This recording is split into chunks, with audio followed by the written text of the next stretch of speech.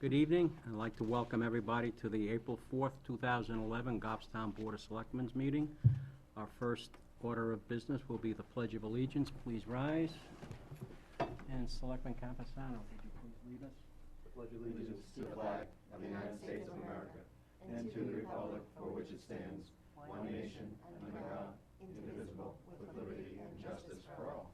Thank you. First item of business is the acceptance or the correction of public and non-public minutes of 3/28. Motion to accept with corrections. Is there a second? Yes, I'll second that. Okay. Corrections. Page 1, Page one? Okay. Get on the first page. Okay, go for it. last paragraph. Yep. Selectman Campusano asked the chief if that vehicle is a frontline vehicle versus a backup. And the question to the chief was, if we retained the ambulance, if it would be used as a frontline versus a backup vehicle? Oh, so I need to, if that vehicle is retained. Will it be used as a frontline versus backup? Okay. And then page 5.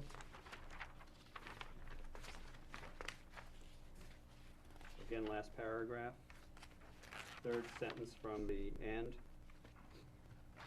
where I state, I'd hold them to a 2 or 3 year agreement. That way it will be an asset to the community. I was referring at that time to the proposed ADA improvements. And I believe in the conversation stating that we would give them 2 or 3 years in the agreement to complete those Oh. improvements. Okay. And then on page 6, again, last paragraph. After I talked about it being a 50-50 match, it could be $60,000 for such a generator. I believe the conversation was regards to generators for the schools.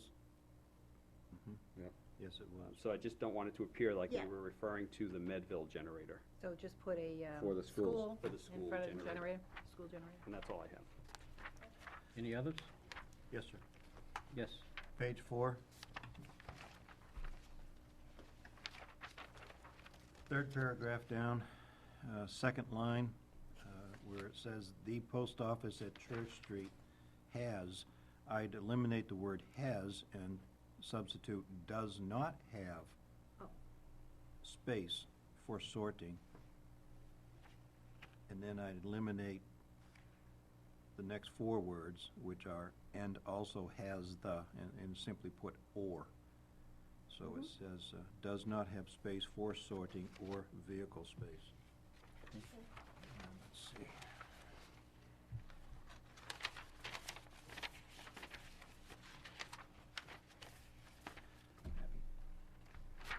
That's it? Anything else? Seeing no further discussion, all those in favor of the minutes? Aye. Aye. Does that include non-public? Yes. Yep. You did it that way. Yes. Good. Next item is announcements. And I'm not sure if we have any announcements. We have no announcements. Do we? I have one. Go right ahead. I just want to thank the board for supporting the funding and the budget committee also and the voters for the server virtualization. We have had occasion to use it, and it was a very quick recovery. What happened was the vendor had been called about a problem we had with a certain financial software, and they went in online to fix it, and as they did, they deleted some files. We were, within a minute, Brian was at the police department, within a minute, he was able to recover the file they had inadvertently deleted, so we're up and running. So, very, very useful. It is. Otherwise, that would have taken hours to go through the old tape system backup. Yeah, and I wish we had this when we had our local electrical contractor come in and do some work and actually kill the service, and we had a few problems with some computers. Yeah, that took days, Yeah, that one. to recover, so Mm. that's good. I'm glad that we have that. Great. Thank you, Sue. Mhm. Next item is public comment. I don't think we have any members of the public here for any comment. We do have some people present, but no commenting, I guess. 1, 2 Yep. present. Thank you. We had a 6:30 agenda item for acceptance of donation from a BAE employee of $48 for the Grassmere Town Hall Restoration Fund, and we might just want to hold up on that. It's 6:30. It's not a public It's hearing not. because it's not over the amount of $5,000. Oh, that's so it's right, just okay. an They're not agenda coming, item. right? It's- Okay. it's- there's No, no- they're And- anonymous. no person involved. Yep, there is no person on that, that's just an anonymous. So with that, I will entertain a motion to accept that. Motion to accept the donation with a letter sent to, do we know who the employee, we can send We a thank you don't, letter? we can send it to BAE, the Okay. foundation that All right. Right. gave us a Second. check. Okay. Second by Rick, yeah. Any further discussion? Seeing none, all those in favor? Aye. Aye. Opposed, it's unanimous, and I just want to publicly thank the employee of BAE for their donation to the Grassmere Town Hall Restoration Fund. Note that the check is a few cents less than $48. 48 was sort of rounding it off. Yeah. Okay, thank you for that. Next item is Fire Chief O'Brien. We're running a few minutes early, Chief. Do you expect anybody else, or are you by yourself? Just myself. Okay. Well, if you could, real quick, under announcements for the fire department, one of our firefighters was part of the Chad Battle of the Badges hockey team for representing the fire department, Chris Couturier. The game is Saturday evening. It actually starts at 5 p.m. It's a great fundraiser for the Children's Hospital at Dartmouth, Chad. And we play against the police department. State agencies come in, play fire and police. And we're hoping for a three-peat, beating the police. So it's a great time. If you have an opportunity to go, it's a great cause, and everybody has a real great time. So Chief, do you suit up? I don't suit up. I'm a Watch this. supporter. But one of our firefighters will be skating for the cause. Okay, Thank you. thank you for that. And you have the floor. And your first item is the intermunicipal agreement? Intermunicipal agreement, this is what we call an automatic response agreement or automatic aid agreement. This is something, just to give a background, there's two different styles that whenever we're requested to assist other towns for fire or EMS, there's two different ways.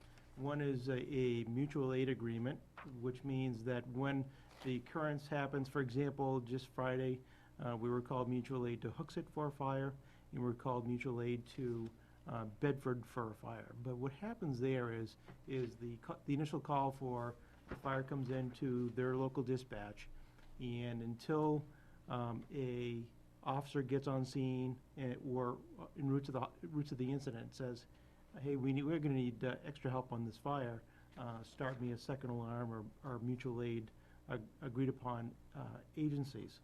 And this is what happened in both those cases. So there is a lag in time when that occurs, when we're actually started. Now, an automatic aid agreement is where you have a designated areas, response areas, where if there's a call for an emergency, whether it be a fire or say even a medical at times, that the closest unit, which may not be within that town, is dispatched at the same time as that town's emergency services also. So for example, in this particular case, it's between New Boston and the town of Goffstown.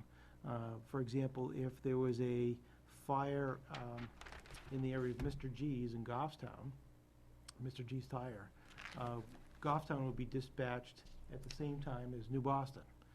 That way there'd be no lag in time going by between emergency services actually getting requested. Because we would be closer to that scene than New Boston. On the other hand, too, we may have areas in our town that could be served just as quickly by the New Boston Fire Department coming across the border and helping us out. So in this particular case, we have an agreement that identifies those areas in New Boston in addresses and streets, listed in streets and roads, and addresses and roads and streets in Goffstown where New Boston could assist us. Where particularly we assist New Boston is responding from, say, our Station 18 or the one here on Church Street to that corner of New Boston with Whippoorwill, North Mass Road, Route 114, that corridor area. And for example, New Boston utilizes a response from the fire station out of the tracking station in New Boston, and they would be technically closer than our Station 18 would be to the Goffstown Back Road, the Back Mountain Road in Roby Road area. So this identifies those two areas, and we're mapping out the two different locations, and they all equal about 150 parcels apiece. So it's almost an even trade. And Selectman Campusano asked to see how the call breakdown would be in comparison to the two regions, and they're almost comparable by the same number of calls for service. Now, we can't predict where the next fire emergency is going to occur, but over the past 5 years, they've been pretty much neck to neck on the needs for services in those two areas. So I can't say one's going to be serving the other area more than others. Okay, So with that, I would recommend that we would enter into an agreement with the town of Boston for these two particular assigned areas in the agreement. Okay, Chief, the purpose of this agreement, for those who are listening in our listening audience, all they're hearing is that it's you presenting a intermunicipal agreement between the two towns. This addresses some ISO. Correct. Under ISO, or we call the Insurance Services Organization, they're the parent, kind of like overseeing organization that advises insurance companies on how to, in what rate do you insure people in town, whether it be a commercial property or residential property. And they score each community depending on what they feel is the fire services that are available to that particular homeowner or business. So, for example, when you have a residence or business that's beyond that, say, 5-minute response time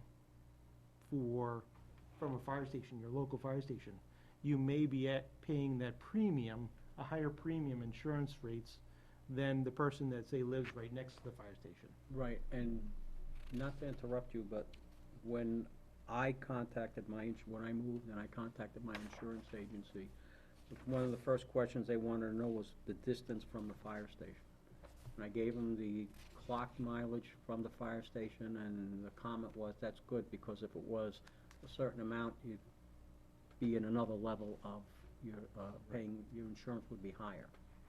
So what we're doing with, say, the town of New Boston, they have a need to try to serve folks that are beyond their reach, up by their far corner, and we're also in turn looking to see if we can help out folks in that Roby Road area, Brown's Corner area of town, maybe resolve them of some higher insurance rates by having this agreement, because ISO will recognize written automatic aid agreements as far as a feasible response.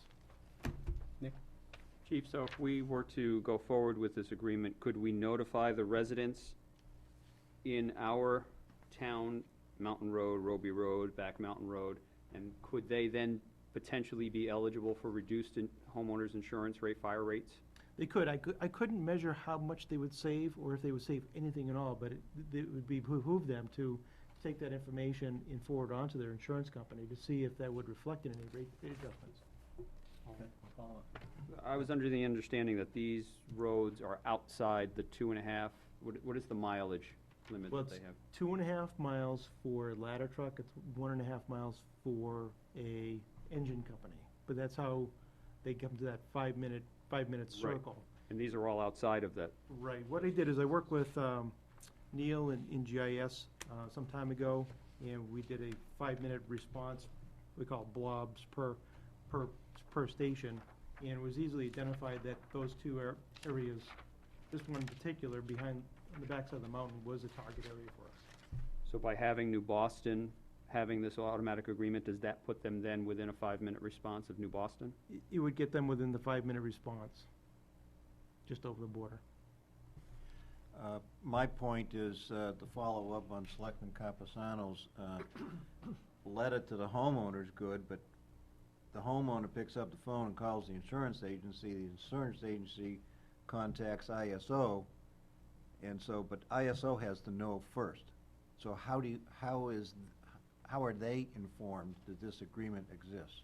We constantly update our status, whether it be for water supply or by our equipment.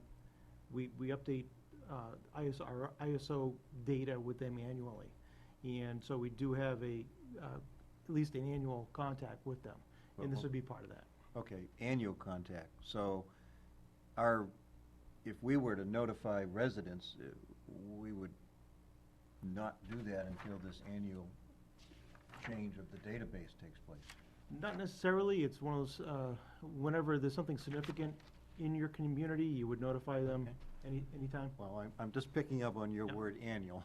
Sure, yeah, no, they send us a map similar to this, a lot bigger, and to identify and make sure your water supply area zones are identified, and we update that annually. In fact, I expect a reply back from them anytime within 30 days on that. I guess following up on that, is this something, once this agreement's in place, that you would notify them immediately? I would send a copy of it So that right they to can the verify. SI, so. I suspect Chief McDonald from New Boston would do the same. Just a quick question, then.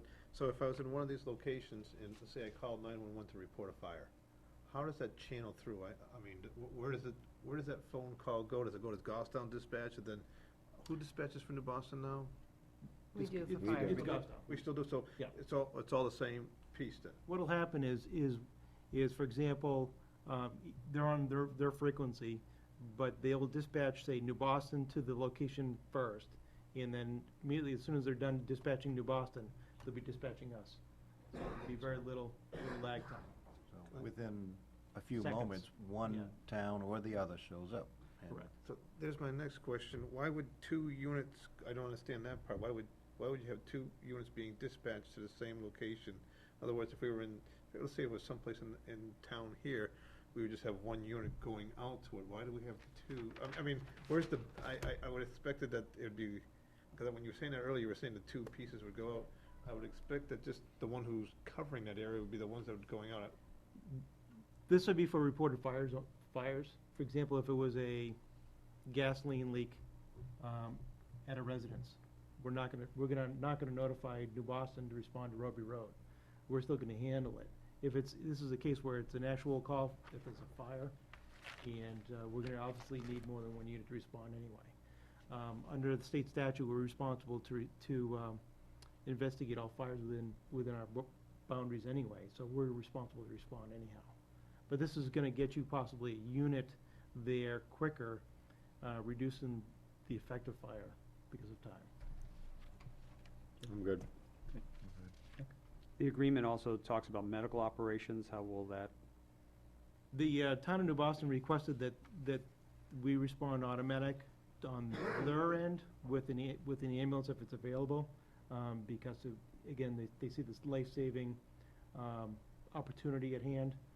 If we get there, we coordinate with New Boston, and chances are, in the past, we transport. And if we transport, we get the extra fees and revenues from it,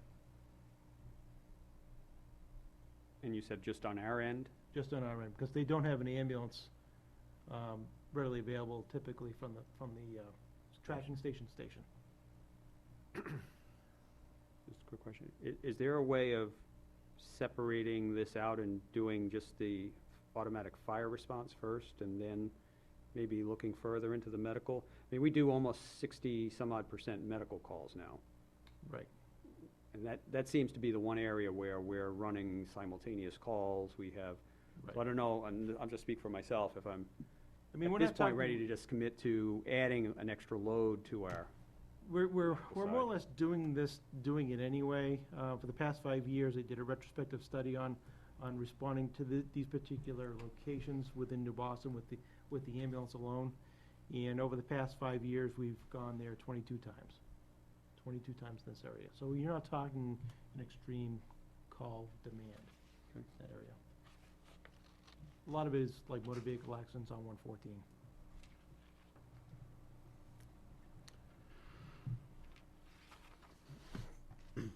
And if you responded to that, if we were there first, I mean, I hate to say, but, you know, trying to follow the money trail, but if we're there first, are we the one who then transports? Chances are we would When you transport. say chances are, Yeah. I'm just, I mean, it's, I'd like to see that in you the, don't transport on every call. yeah. no, but if that's there, the issue. no, if there were a transport, I would think though that if we went out and we were the first one to arrive, that we would then transport, because then we're the ones getting the revenue from it. Again, I don't wanna see anybody fighting over the, I think You know, I've seen who's- this in several movies. yeah, I think you're right, was that, Well, yeah. I don't think there would be any follow-on ambulance. No, not unless it's needed. I mean, it's just, in the past, what we've done is responded, and if we've got patient care initiated, we're functioning as the primary care Alright. at this point. Okay. We'll cancel their ambulance if it's not needed. Okay, I'm good. I'm just, for clarity in my mind, let's take example Route 114, which is North Mass Road, that section between Ware and Goffstown. Correct. If there's a call there, let's say there's a vehicle accident, would we dispatch an engine and an ambulance, and New Boston dispatch an engine and an ambulance simultaneously? Our engine and ambulance would roll, probably, if in a situation where there's an accident, we're gonna roll with the ambulance first, and then they're gonna get on scene quick enough to determine whether they need our engine to respond with the rescue tool. So typically, it wouldn't be sent immediately unless needed. And then New Boston, if they can get their crew to respond, they'll send an engine and an ambulance if they can. But again, like most volunteer fire departments, they struggle at times to get staffing. Okay, and I guess just to follow up on what was brought up, just for the sake of clarity. We get there, 2 minutes later, New Boston gets there with their ambulance, so we have our ambulance there. How is everything coordinated at the scene? Actually, we have a great relationship with New Boston, and whenever they get on scene, we coordinate, we transition care if we need to. If not, we just report to them what we have and what we can do. And most of the time, they're very gracious and they'll let us do our thing, and they'll assist us. And we'll do the transport, and we'll leave the scene pretty quick. Okay, I guess, okay, no, I'm fine. Just, oh, sorry. I just want to get a clear understanding. Maybe I misunderstood it. If, what Chairman Devenza was saying was that if there's a call and the ambulance goes out, the question is, does the fire truck follow it? And thus being that, would there be an ambulance and a fire truck from New Boston? And I understood it a little bit that when the ambulance gets there, then they decide if the fire truck comes out? I mean, my understanding was that all the time that when the ambulance went out, the fire truck followed. Not necessarily, Well, I mean, yeah, well, let me rephrase that. A high percentage of the time. Is that, not necessarily. okay, this is what, when I was in 24, we were in a 24/7 committee, this is what was explained to me, that it would always go up because they didn't always know if they needed assistance or not. Right. So now so who determines, so a call is made, are we saying the fire truck goes all the way out there before they figure out if they're gonna need more assistance? I mean, which goes back, I think, to, Well, it drives us back to why we're looking at this automatic response agreement, is the fact that we're not far away from this location. It takes us only a couple of minutes to get there. So, when the call comes in from 911, we get a sense of how severe the medical or trauma injuries are, because they give us a call, we call a call determinant. So depending on how severe the accident is, we'll get a sense of that just from the dispatch. Then that tells us whether we're going to send an engine with that ambulance. that occurs here in town also.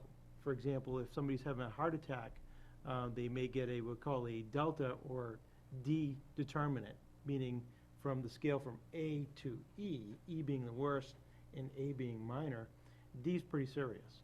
So we're gonna know that this call needs all hands working, and we'll send the extra personnel with that engine. If it comes in as a B Bravo, chances are, it sounds like it's minor injuries or maybe no injuries that require transport. We'll just send the ambulance out there real quick to evaluate. Now, if they get there and they say, well, the reports were wrong, it's a serious call, they could quickly call for an engine or see if New Boston's got theirs rolling or get ours rolling also for extrication equipment. We're not that far away. So that's the caveat of this agreement. Questions? Who has reviewed this? Has a town attorney, has our insurance carrier, and all intermunicipal agreements obviously have to be looked at by the AG's office. But I was wondering if it's been reviewed by anyone else yet. It hasn't been reviewed by legal. I know it's been reviewed by the town of New Boston, the fire chief in New Boston. Okay. Did you say it has or it hasn't? Has not been reviewed by town attorney, and it has been reviewed by New Boston Fire Department. Okay, well, let me ask this question. This does have to go to the AG. Yes, but I would suggest we get our own internal reviews done first. Well, also our insurance carrier. Yes. Well, let me ask this, see where the board is with this. I mean, let's determine if the board's comfortable with this as it is, because I know, Nick, you brought up an issue about the separation and doing, I guess, in 2 different steps. Are you comfortable with this as the Yeah, I think 22 calls over 5 years is not a huge volume, so I'm okay with that. Right, okay. I'm okay for proceeding forward. Yep. There's an out clause. I mean, So I think that probably at this point, our internal review and insurance, and then probably our town attorney, if that, or unless that's part of the internal that you mentioned. Yes, I was And then from there, it needs to go to the Attorney General. So we could, well, I see 2 options. We could prove it subject to those reviews, or we could wait for those reviews to come back. Whatever the board's pleasure. The only one question I have, would New Boston be willing to share in the cost of our town attorneys? Because there's going to be fees there. Everything else, I think, is reviewed. Well, the only No thing, cost. No charge.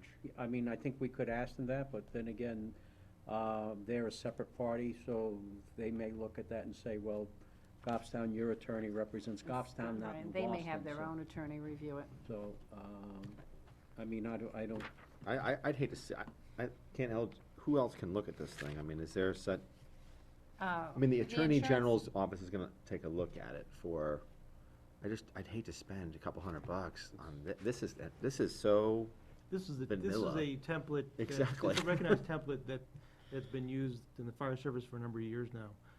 So it's nothing that's unusual. Did it get legal review by someone along the way? It was, Sometimes templates get Right. developed and never get reviewed. I don't believe it's been reviewed this year. but the AG's office is gonna redo it. but the AG doesn't with our represent the town of interests. I Goffstown. understand that, but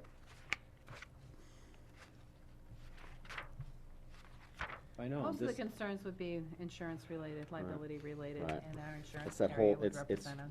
That's- 8, hold indemnification, hold harmless is, well, kind of the biggie. why don't we do the Do the insurance first and see if they have any anything concerns. gets flagged Yeah. from the insurance Mm-hmm. review, from our carrier's review. Potentially, this is increasing our responsibility for 150 parcels. I think in a previous memo, you mentioned that number. Right. So, who knows, it might be some threshold that we're about to go over as insurance carrier.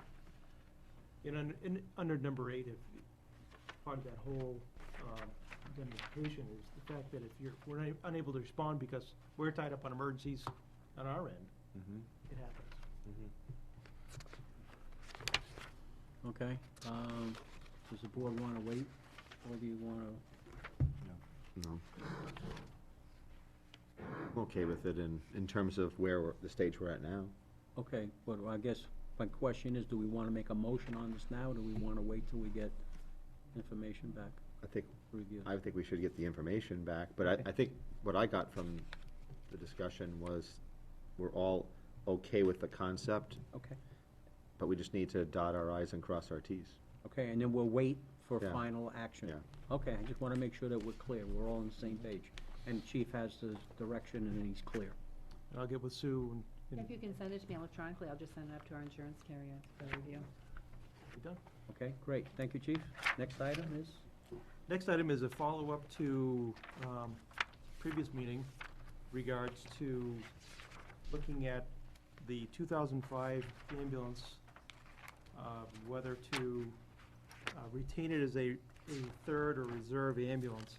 And what I did is, I'm not sure if you have in front of you, but I created a quick overview and report of an assessment of the ambulance and outlining the trade-in value and the role of this ambulance as a reserve unit.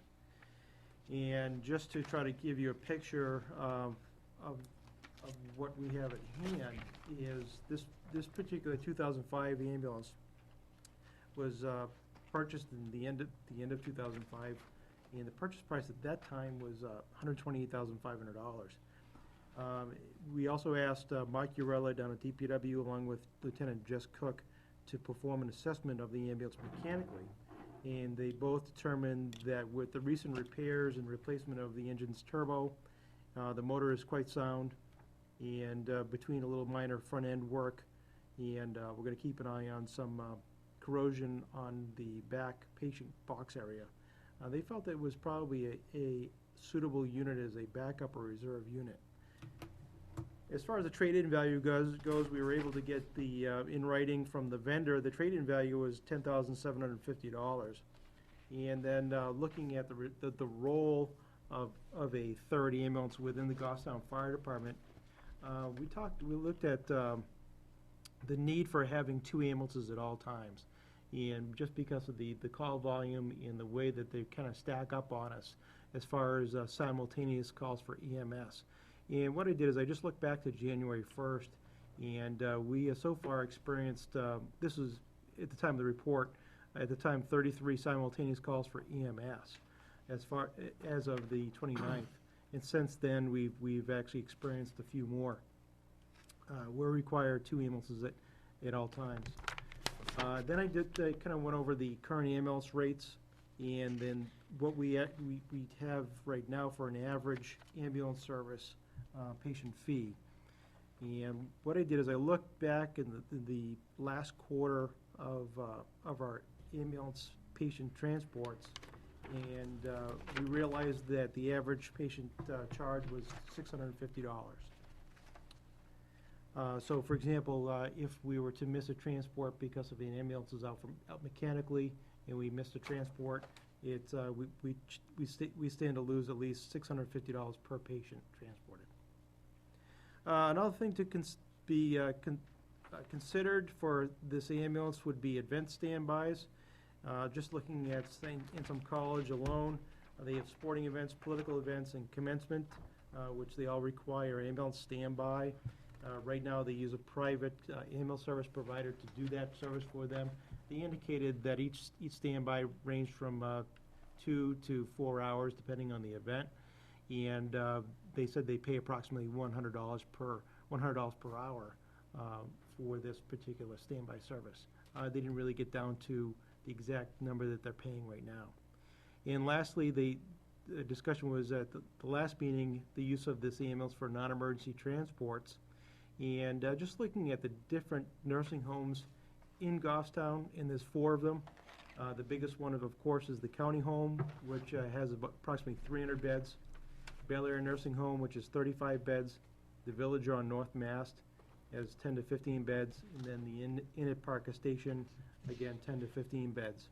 So looking at the 2 larger facilities, the county home in Bel Air, and I did the basic charge plus the mileage, And we would average just over $300 transport charge per transfer. I really don't know how many transfers we can expect from these facilities. I just based it on 2 per week, being very conservative, and then laying out the personnel costs to do those transfers, worst-case scenario, using overtime personnel, and then tried to figure out what the average personnel cost per transport would be. So, as you can see, you would make a little bit of money, or I should say recover a little bit of money for the use of this ambulance. If you use personnel that are on call or part-time personnel force, there's a little, their average hourly rate is a little less than the overtime rate.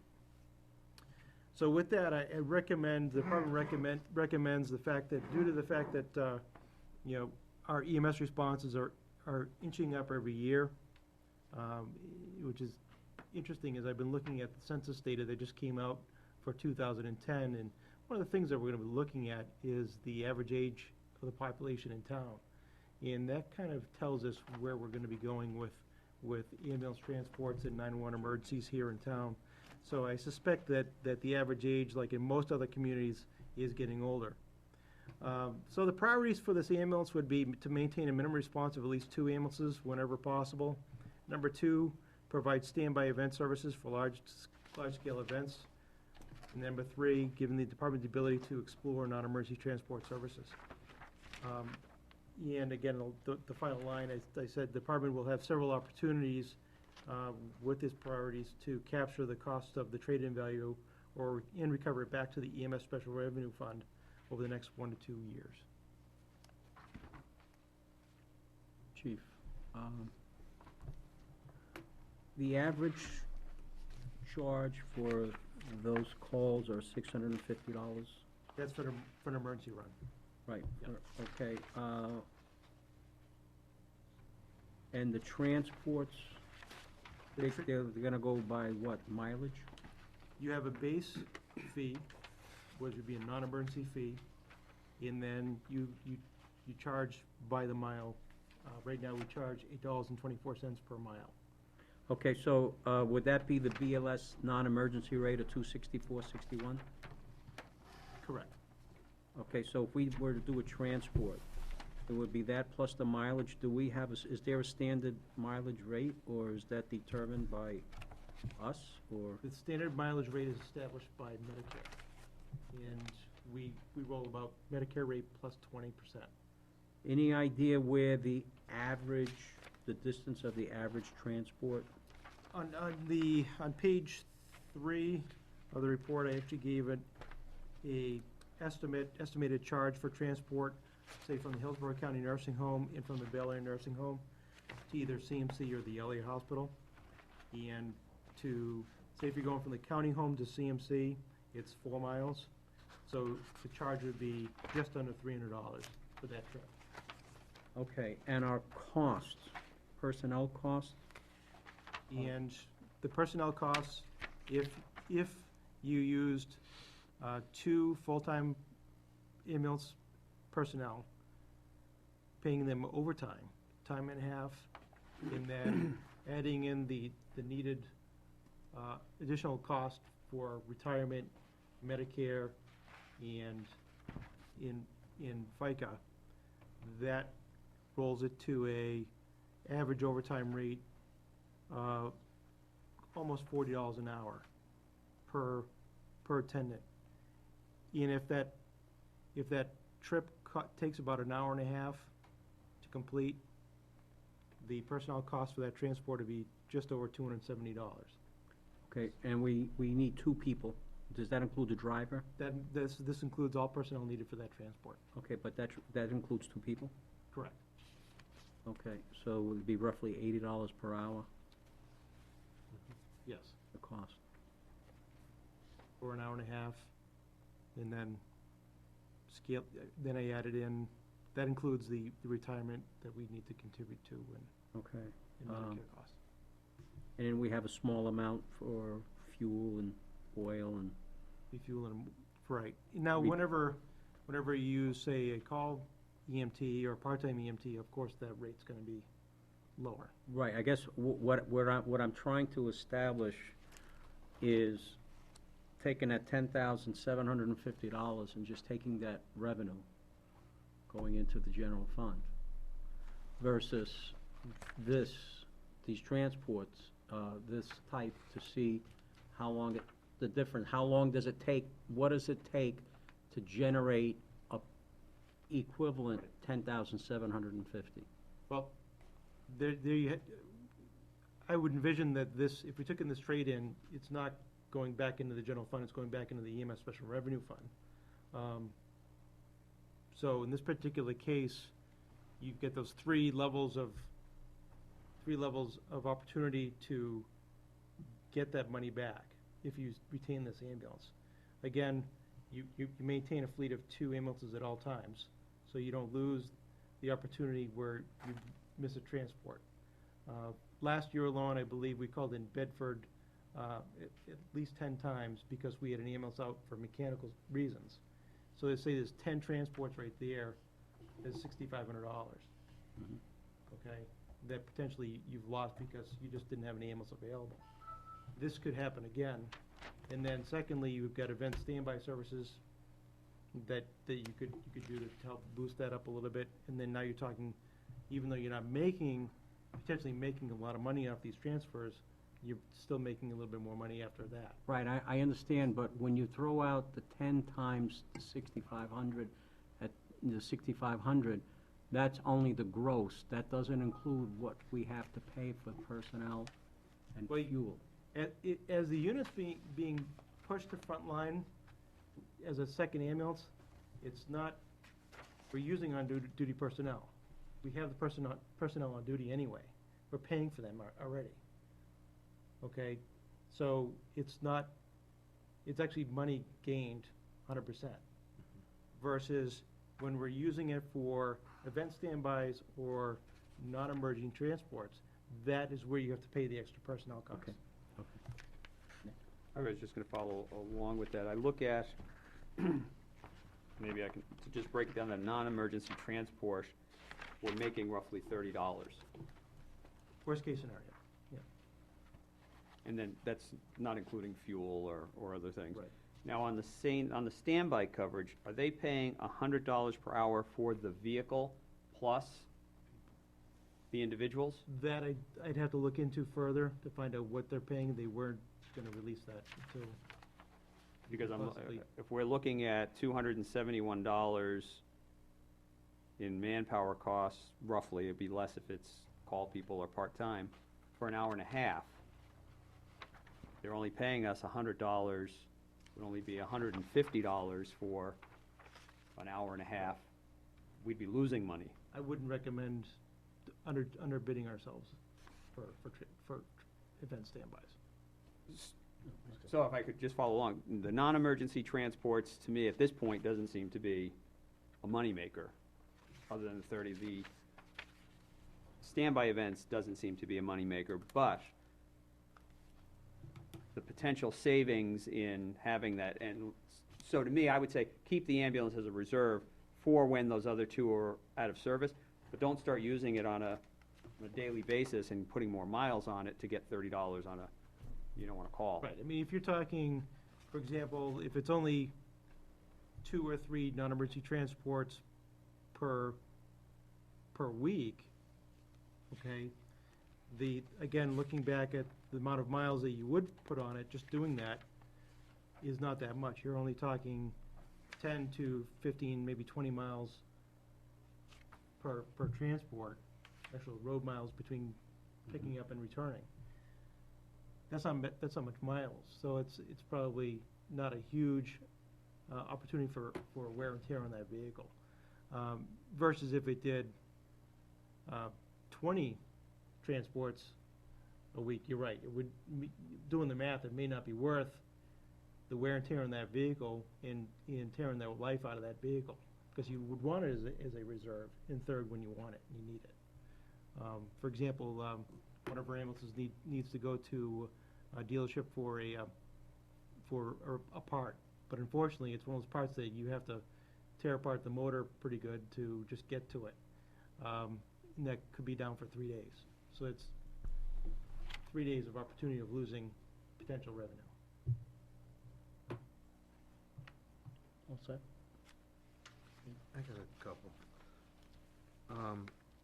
If a group was brought in overtime to go and do a transport, is there a minimum amount of hours we pay in the overtime, or is there when the hour is done or the hour and a half is done, then is that portion is done? That we'd have to work that out with, the contract's expired right now. Okay, but we'd in have to work that in out a with current them. contract, it would be what then? It'd be hour for hour. Be hour for hour. Yeah. All right. Second question I have is that, do we currently use our, the ambulances we now have to transport? I could've sworn I had a neighbor transported just from his home to the hospital and not in an emergency fashion, so I didn't know if we used it I remember watching that one time, but I didn't know if we do that on a regular basis. Yeah, we don't do that on a regular Okay. basis. And my last question is, what was we were replacing this one at the time, and I mean, I think it's a good idea, I understand what you're trying to say, but I believe when you sat here saying we wanted to replace it, I wasn't hearing, oh, minor work and minor rust. I thought we were concerned about suspension, things of that nature. I mean, Well, without you a doubt- follow where I'm going? Oh, without a doubt, when Mark Urella and Jess Cook looked at this mechanically, they kept in mind that this would be used not on a regular basis. If you ran it like you're running it now, this is the busiest truck we have in the department right now. If you continue to run it like this, it's not gonna last. And that's the reason why we would replace it. But if we're given the opportunity where we could put this as a reserve unit and bring it out of that status on not on a regular basis, but on a day-to-day basis, I think it'll last a lot longer and not cost us an arm or leg in regards to maintenance and upkeep. And where would this be stationed, this ambulance? I mean, on a regular basis, where would we be working out of? We would evaluate it, but right now, because we are moving forward with the pumper tanker, this has the opportunity to being housed up at Station 17.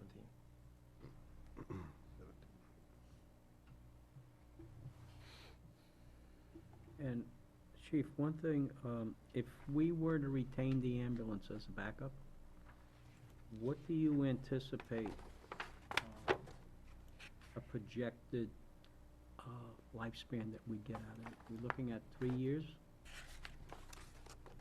I would hope to get, it's a 2005. You should be able to, if you put this in reserve status, you should be able to get at least, well, I'm hoping to get 3 years out of it, conservatively. It all depends on how we use this unit. Right. Right. And from what I gather from what you presented to us, if we use this and we were to start doing transport, we're gonna reduce the life, shorten that life. Right.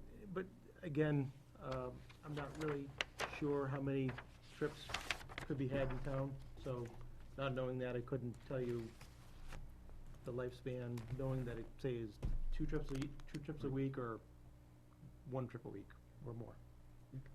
Just a quick, let's assume it lasts for 3 years. Does it make sense to start up to get into relationships with nursing homes, to provide transports for 3 years, and then at the end of the 3 years, when this ambulance goes away, to then have to turn around and say, well, we can't do it anymore for you? Or would it be worth putting it up at Station 17, utilizing it for the 2 or 3 days a year you have a vehicle out of service, and potentially getting 5, 6, 7 years out of it as a backup ambulance? Again, not knowing, most nursing facilities, from my experience, waiver between private ambulance service companies because for some reason, they can't offer their services that they need. So I think if they got 3 years out of us, they'd be ecstatic. knowing that there's one provider that they can go to for some period of time. And if after 3 years, I'm sure they would be understanding. But again, meeting with those administrators and find out what their needs are would be the next step after this.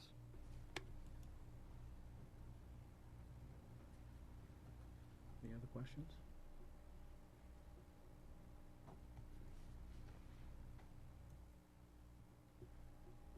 Do we have any direction for the chief?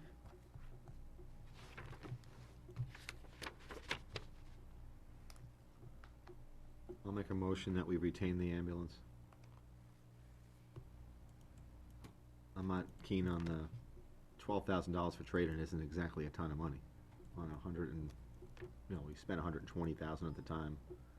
And I think it would be better served, even if in its most modest use, if that was simply to address when this vehicle's out of service for maintenance, in and of itself, I think makes sense, because it's not just the financial cost, it's also the time that we have just one ambulance with it, get other communities to help us out, and with the increase in calls lately, just that alone, I think, is reason to do it. And I think Selectman Campusano made a good point. Looking at the numbers, $30 to $50, I wouldn't say the word profit, but that's kind of what it is. May not make a whole lot of sense, but I think that time will tell on some of that. I'll second the motion. Okay. And again, I think even if we only do 5 backup calls a year for those 3 years, we're gonna make our money back on the billing that we'll make, and the potential is probably more than that, so I don't see us losing money on this. I think we'll break even or make money in the course of the 3 years. Okay. There was just one, the other intangible that's out there is it still is a third ambulance, and we do not know what, God forbid, crisis there could be ever in this community or in southern New Hampshire, whether it be an airport situation or something. And I just don't think it hurts to have it, and for the $12,000, it doesn't, it's not, almost not, it's 10, I'm sorry, 10,000, I apologize, 750. 10,000 and change to total. trade it in, it just doesn't make sense. Yeah, I'll add that, if we were to be looking to buy a used ambulance from another community, let's say, number one, we don't know what we're buying. At least we know this vehicle. And if we were to spend $10,000 on an ambulance from another community, I'm sure we'd be spending a few $1,000s for repair. We know the condition of the vehicle, and I think goes back to knowing what we have. We see the value that somebody else may only be gambling on, so I think that's a good direction. Did you have a comment? Nope, I'm done. Anybody else? Nick? Just a request to the chief, once the new ambulance comes in and is in service, could you periodically, every couple of months, maybe every 6 months, just give us a report on this reserve ambulance? In other words, how often it's been used, if it's been used for any of these other revenue sources. Absolutely. And perhaps include any repair work? Sure, So that absolutely. we have an idea? I also think that we may be asked for the use of this ambulance when other communities have a need. And I think that we would want to think about a per day or a per week or a per month charge to lend an ambulance to another community while their ambulance is also out of commission due to a motor vehicle accident or repairs, et cetera. And I know typically it's not really the case. It's mutual aid, right? But we're the ones kind of incurring, I don't know if I'm opening up Pandora's box when I say that, but, If the opportunity strikes, I'll approach the board on it. okay. Yeah, the only concern that I have about that, because we had vehicles that were out of service for a while, and We got that. loaners Right. from other communities. So, if we're gonna start charging and they didn't, it's It becomes a tit depends, for sometimes it tat. depends upon the community. Well, no, I understand, but it's just, if we were gonna do that with that caveat, and that's what we were gonna do, I just have a little bit of Just- concern. Just one comment to this. I expect there will be a maintenance cost to running this vehicle yearly? And I know we just got out of budget season, but we'll be coming back soon enough. Are there any, what do you think will be the cost to maintain this vehicle? Will there be an increase in that budget line for maintenance, or is it, I mean, Well, and a factor that's contributing is the fact that we are purchasing a new ambulance, and we'll have a warranty to it.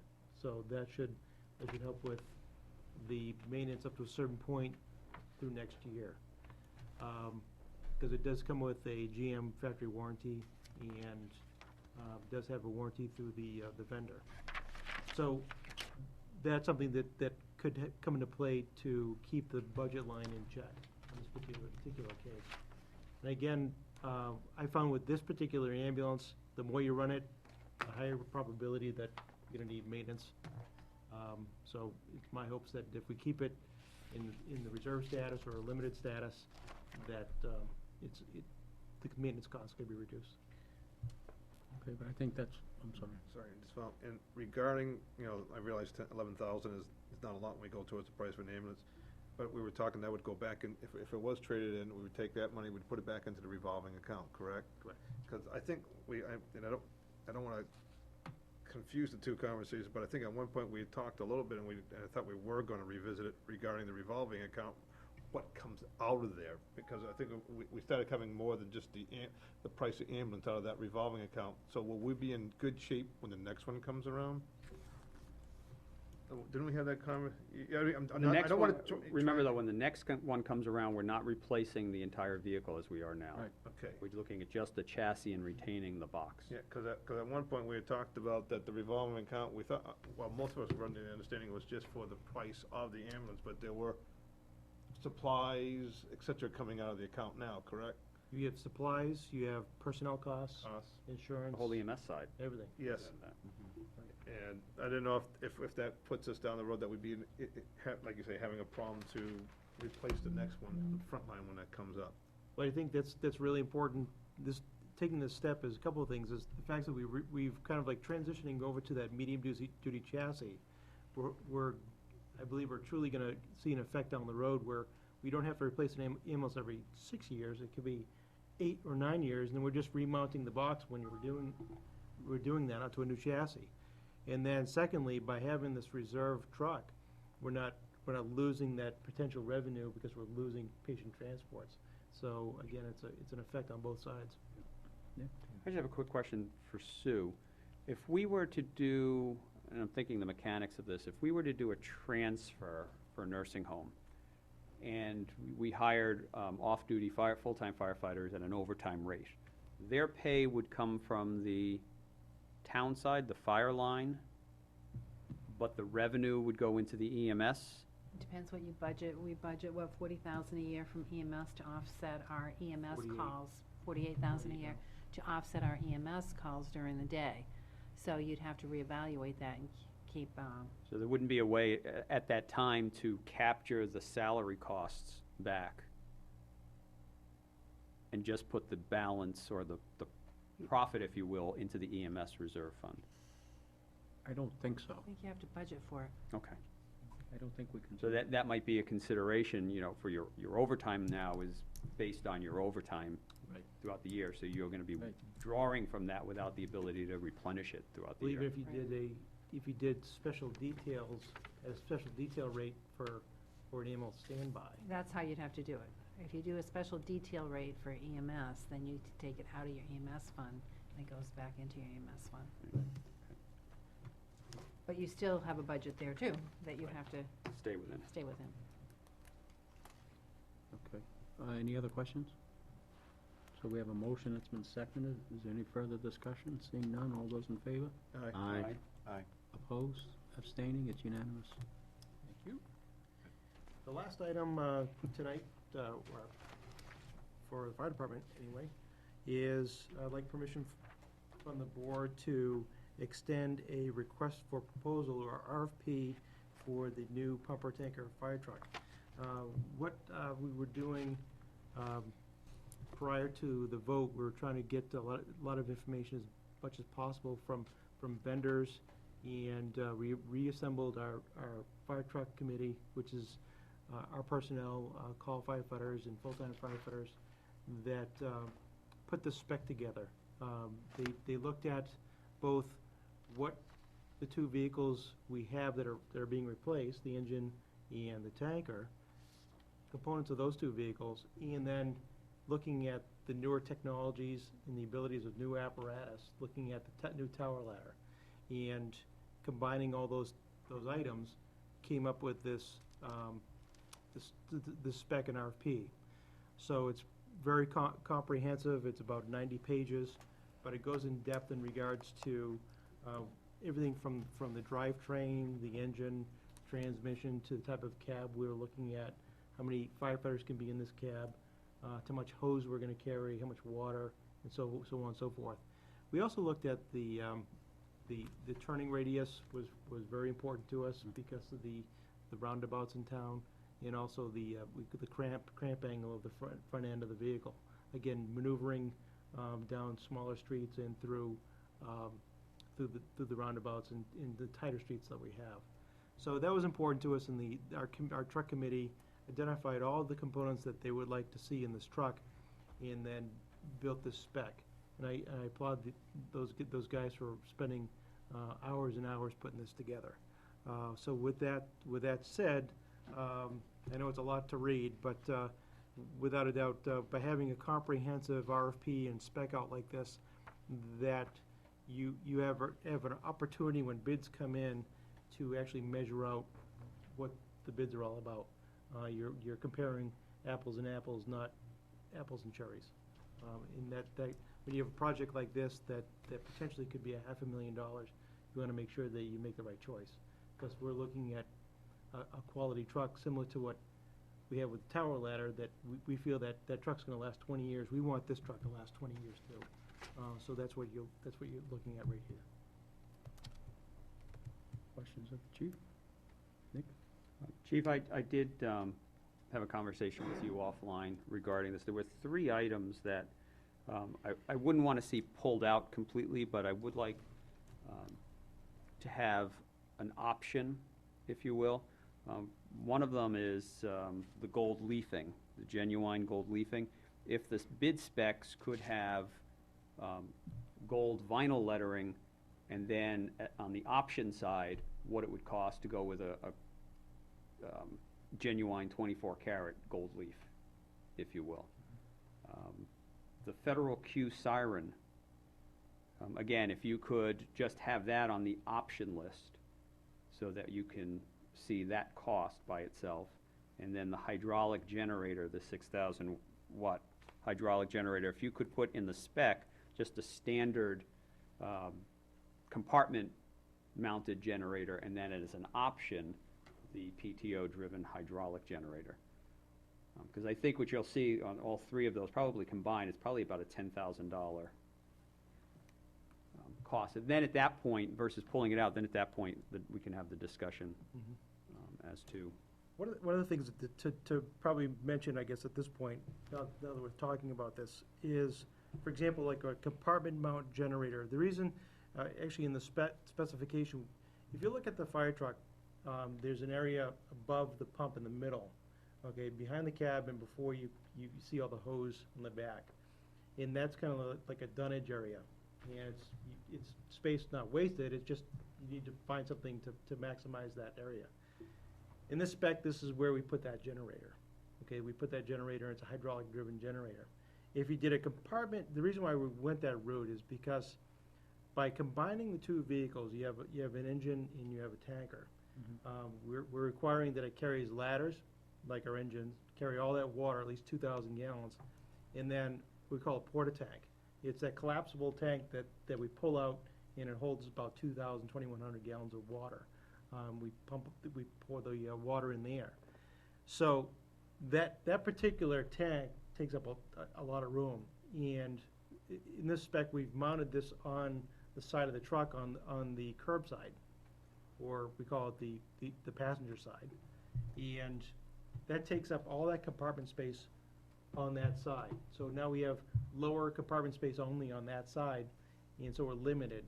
So if we're also going to require that this truck carries, say, a vent fan, some saws, and more importantly, the jaws of life, that's gonna eat up our compartment space really quick. So, that's the only thing that concerns me in regards to a compartment generator, that eats up a compartment, and you can't really put much else into that compartment. Because if it's a slide-out tray and you turn that generator on, it gets warm in there, and you really can't have any other tools hanging out in that compartment. So, with compartmentation being a premium on this truck, we wanna make sure we use those dunnage areas appropriately, and by the thought of having that PTO-driven hydraulic generator in that dunnage area in the middle, you're optimizing that area that's can't be used for much else, and you're opening up a compartment space for our tools and equipment. Is it more expensive? It's likely it is more expensive, but it's the price you pay for combining these two vehicles, I guess. Then maybe just add, then don't spec anything and add as an option a PTO hydraulic generator. Because looking at a pump or tanker, at a fire, that function of the pump or tanker, it's gonna be shuttling water. So it's really, you don't want it fixed to a scene because it has a generator that you can't take off of it. Right. You know, so maybe the decision is, do we even want to put a fixed generator on it? Maybe take some money and purchase a generator and have it something that you can call to the scene. So I'm not saying get rid of it, As an option. but just put it as an option so that at some point, once the costs come in, we can look at it and say, okay, is Sure. it something we want to include?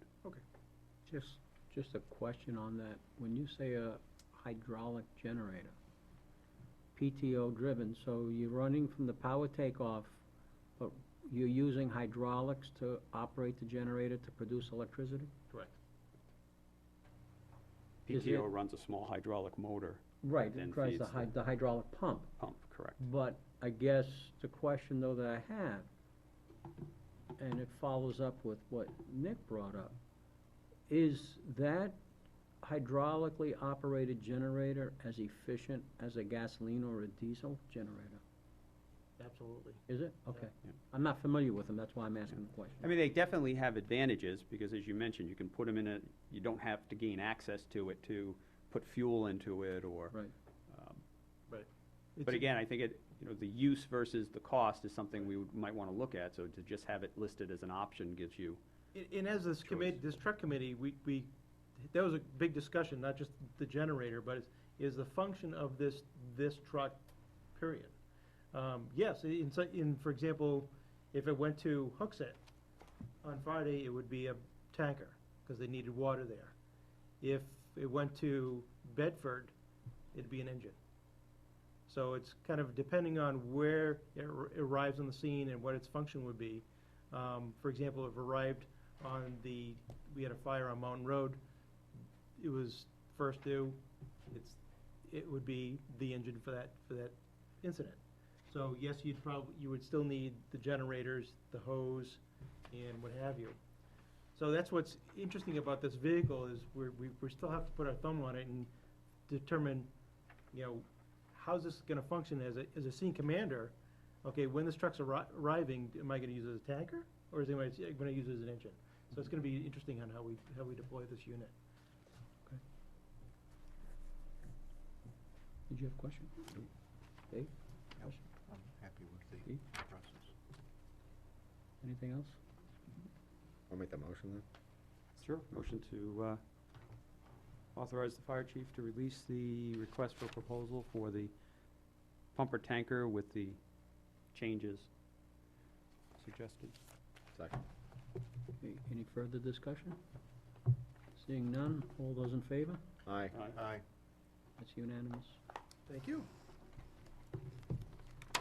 Thank you, chief.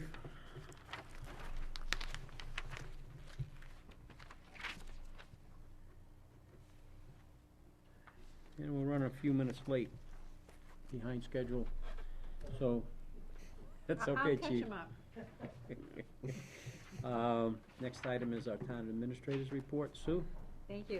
You have a light meeting schedule. This is it, tonight. ZBA actually was canceled for tomorrow night because they didn't have any business to conduct. So that's, Wow. I think it's the first I've ever heard that. Not good. Consensus folder tonight, I did add something in it today.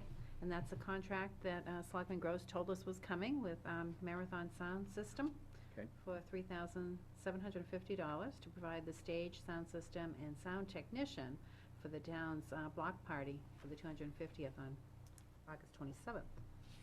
Also, you have the AP warrants, an event permit license for Mary Lou Preschool, Touch a Tank on May, Touch a Truck, sorry. That's the next RFP. I was just reading an email from someone, they talked about a tank. May 15th, 2011, and then there's a draft response to Medville. Motion, you can go. Motion to accept the consensus folder. Second. Discussion? All in favor? Aye. Aye. It's unanimous. Thank you. And the assessor recommends a veteran's tax credit for map 6, lot 60-14, map 15, lot 26, and map 24, lot 58. Motion to accept the assessor's recommendations. Second. Discussion? All in favor? Aye. Aye. Unanimous. Thank you. And you have some committee appointments and reappointments. EDC recommends a reappointment of Charles Tentis and Al DeRusso, both till 2014. And appointments of Brian Fournier and Brian Hanson to 2013. Just one question, though. We'll have to be careful on the minutes when they say Fournier. Aren't you the selectman's rep for that committee? Why, you mean we have the same name? We'll be fine, we have Brian, I will have my name also, Steve. Okay. Motion to approve the EDC appointments and reappointments. Second. Discussion? All in favor? Aye. Aye. It's unanimous. And HDC has Alice Rohr till 2013, Mildred Wheeler Pratt as an alternate till 2013, and Rod Stark till 2014. I'll make a motion to make those appointments. Second. Discussion? All in favor? Aye. It's unanimous. Thank you. And Conservation recommends reappointments of Evelyn Miller and Kimberly Peace till 2014. Second, motion, so moved.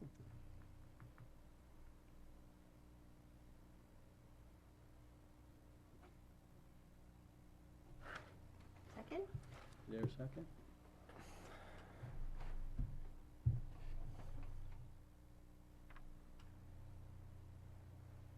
Hearing no second.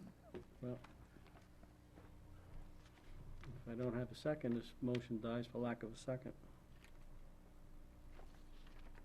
Which means we can take it up at a future meeting, though.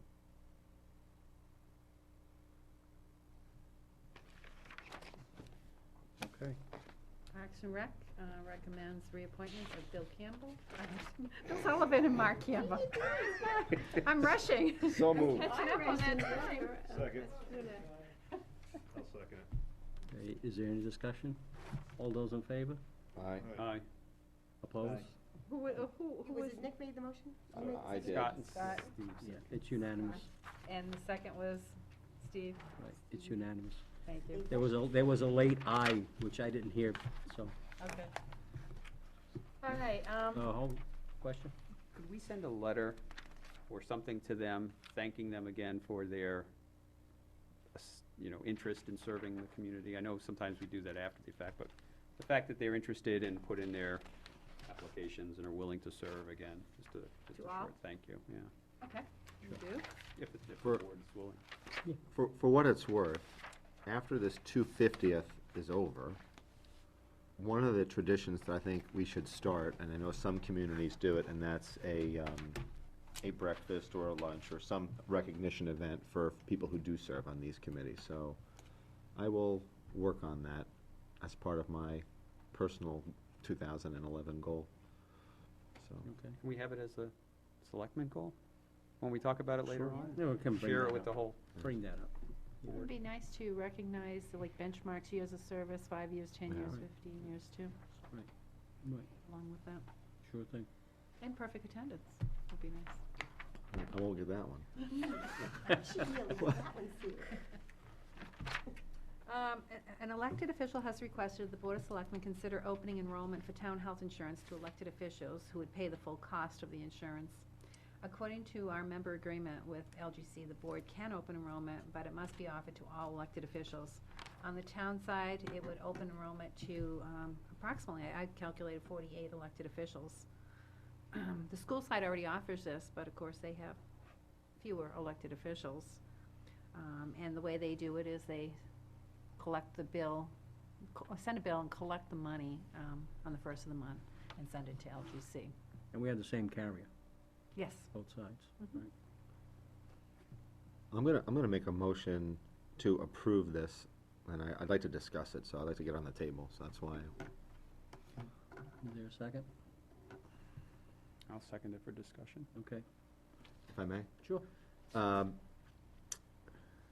There are other municipalities that do allow elected officials to enroll in insurance. The elected official would pay the entire rate, so it's not, they're just being grouped into the group rate. There is no cost to the taxpayer per se. They do enter into the experience, when I say the experience, the claims experience of the group. So if one of these 48 folks had a health condition and there was a lot of money expended, yes, it could impact it. By the same token, it could impact it positively, not just negatively.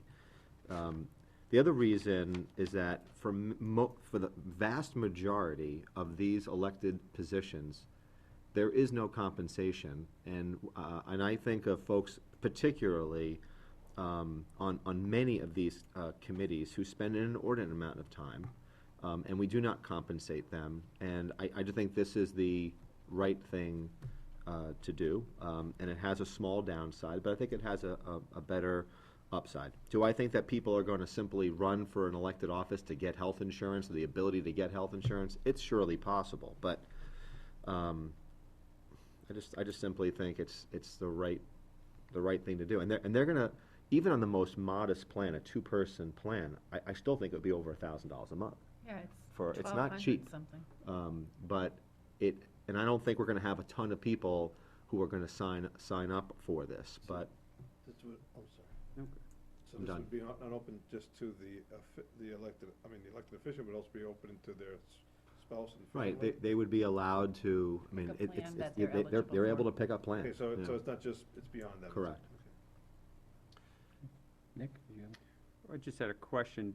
Does our insurance carrier accept electronic payments, automatic withdrawals? I'm not sure. Is that a? No, they put the responsibility on us, and since we don't take credit or debit or electronic payments for health insurance. If I may. All right, ahead. I think Nick's point, I know where you're going on this one, but To relieve I- the work on staff. I think that I'll put it this way, I think in many businesses, you're always collecting money. And I don't think that we should be in the business of chasing people down. And if we go ahead with this, I think we might have to implement some sort of a policy that says, if you miss your monthly, here and there, we might call you, or you might get a letter, but, there'll be a couple of strikes and then you're done. We're gonna reserve that right to withdraw it if you don't pay the premium. Well, I guess if I may. No, go right ahead. If individual X takes out the policy and at some point misses a payment, are we still obligated to make the payment? Oh, yes. What if we don't make the payment? There's no coverage. Then they don't have They don't coverage. have coverage. Well, then we So, wouldn't make the payment. so I then. think that the understanding should be, Right. you're billed, and if we don't receive payment, we're not making it for you. That would be one, and the other thing too, though, would be, I don't see why we're under an obligation to pay a premium for someone that's but the not an carrier, employee and. Carrier wants one check. I would agree with that, but I'm saying the carrier doesn't want to play a revolving door, because I can only say this as I do work in more, not the health insurance end, but more property casualty. Do we have customers who late pay and we gotta cancel them, we gotta bring them back on, and there's a huge administrative cost to that. So, I think as long as the individuals who may partake in this understand that it's their obligation to pay the monthly premium, if they are remiss in doing so, their policy may lapse, for one, and that we're not gonna have a whole lot of tolerance for the folks that are going, canceling and then renewing and then canceling and then that, we can't do.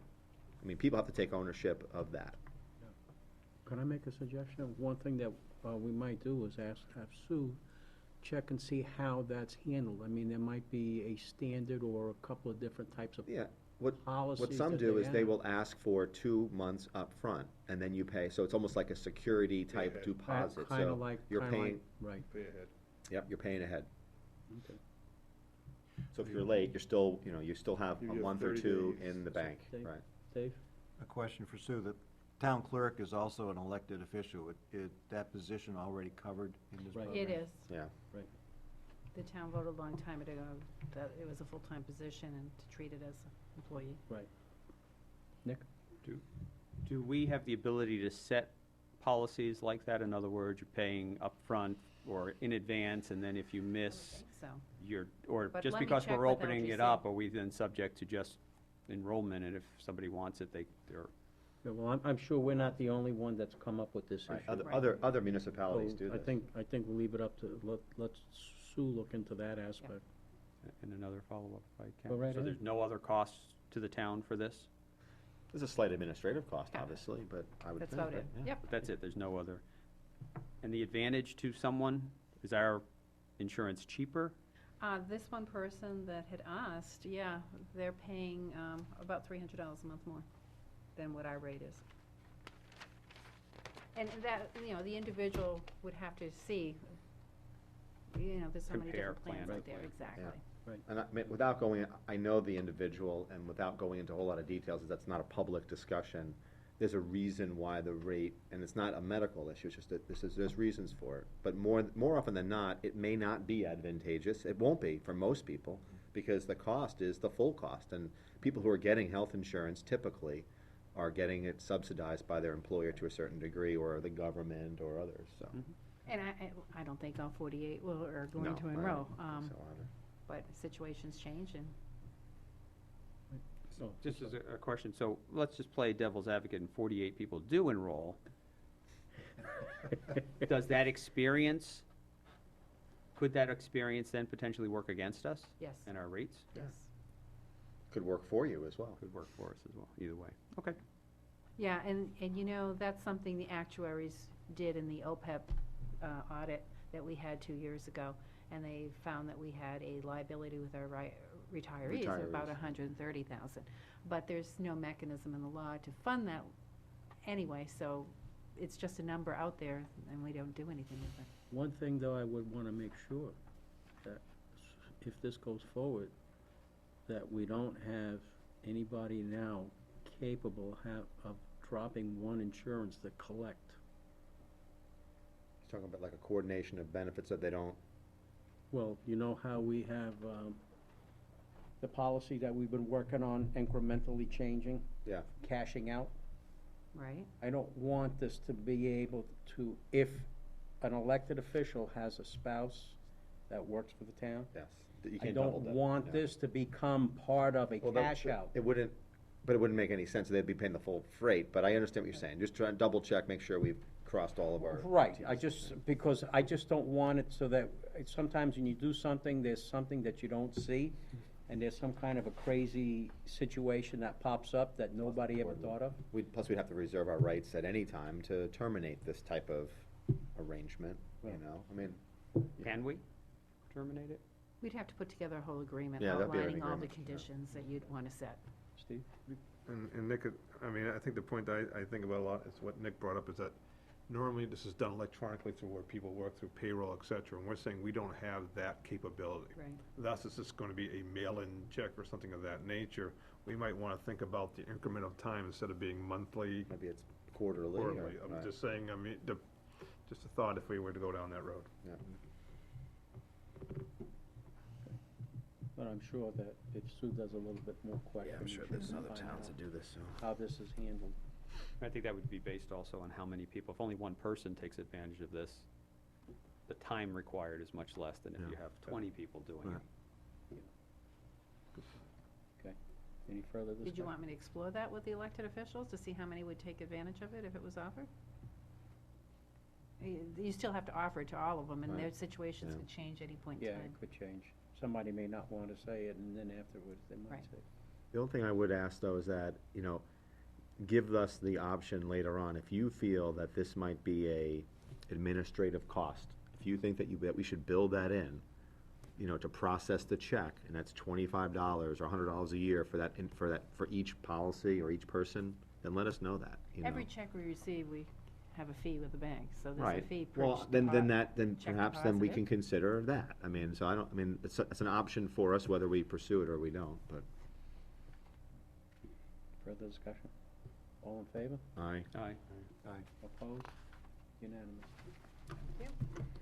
The assessor requests authorization from the board to attend the Vision Appraisal Technology Software User Group Conference scheduled on May 11th to 12th at the Mount Washington Resort. Motion to approve. Second. Discussion? All in favor? Aye. It's unanimous. Thank you. You're done? And look at the time. Oh, Okay. no, we didn't make it. Almost. Close. Selectmen's discussion then. New business. Actually, it's not new business anymore, though. Adopting the rules of procedure. Sue, there was a question that came up. Did you have an answer? You have Yes. a response for that?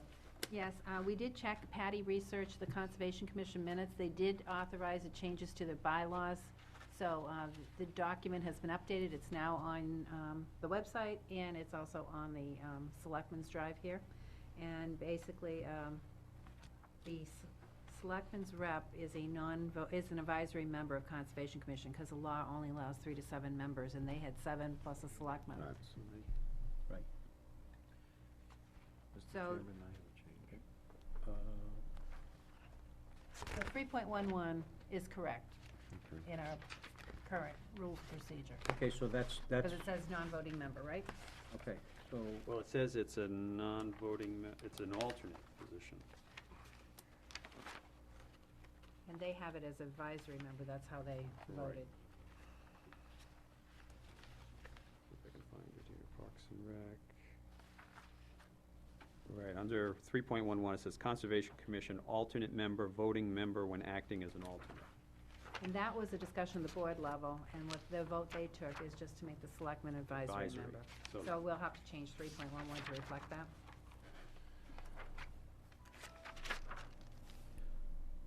so that I'm clear here, so that position will not be any type of an alternate then? According to the bylaws, the way I read it, it's not. It's strictly an advisory position. Right. Okay. There are no voting rights. Okay, but that person cannot be appointed to fill in as an alternate, in other words? Correct, the way I read the, Right, that's what I meant, just so that we're all on, we're clear. This is Okay. non-voting advisory member. Okay? And do we need to take action on that one? You can do them all at the same time, I don't know what else is Well, I didn't know if we wanted to do them individual. Sure. Get them out of the way. so the motion would be to amend section 3.1.1 of our rules of procedure. Yep. To reflect the Conservation Commission bylaws and rules as to the capacity of the selectman rep. Is there a second? Second. Second by Scott. Any discussion? All in favor? Aye. Aye. Opposed? Okay, that's unanimous. And Dave, you had, Mr. Chairman, I have a change, paragraph 273. 273? Hold on. 2.1? 273. About the fourth page back. Why am I not having that page? 273, Oh, in the under back. voting? That's okay. Annex B. Is it Annex B? Which section? Which one is Oh, it? I'm sorry, no. Voting 2.7.3? Paragraph 2 is meetings, and, Which section are you in? What section? Yeah, different section. So the index. four pages from the front. Yeah. wait, Voting. Under, It is voting? 2.7 is voting. Voting 2.7. Okay. on voting? Oh, on two, I got you, 2 point, Hang on a minute. Let's number these pages then, when we do this next time. 2.73. Yeah. My motion is to put a period after future meeting, rather than saying I agree. future meeting in accordance with some book that's been published. Yeah, I agree. We don't need a reason why that rule is there, it's our rule. If I may. Nick? Well, what it's saying here is, in most cases, if a motion fails or passes, it can be revisited by a reconsideration motion. By taking that out, what you're basically saying is that can just be reintroduced. Motion may not be revisited in that meeting where it Right. failed, but may be reintroduced at a future meeting, period. Okay. But I guess what I'm saying is then, any vote we take at the next meeting, we can bring it up again and vote again on it.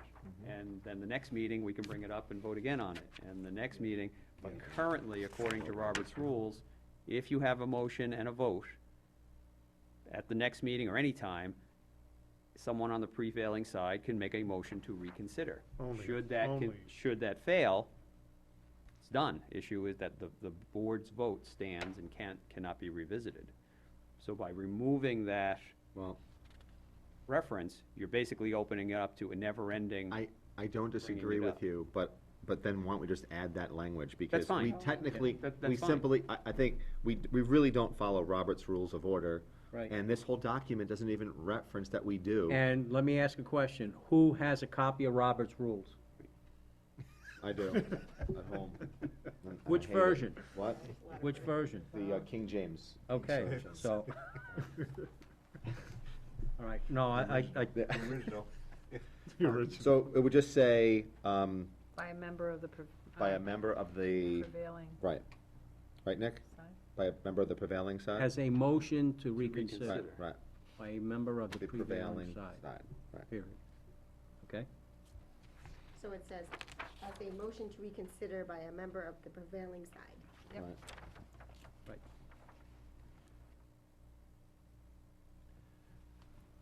Nick? I Okay. agree with that change, and I so modify my motion. Looking for a second then. I'll go, what, no, No, you can- you I spoke was first. just I'm trying to not move it second along. All right, I'll go along and second that one. Okay, any further discussion? Seeing none, all those in favor? Aye. Yes, next one. You have another one? I read it. I'm glad somebody did. Okay, we'll go through the same thing here. I had one too. Annex A, the Annex last A. page, which is paragraph 6-2.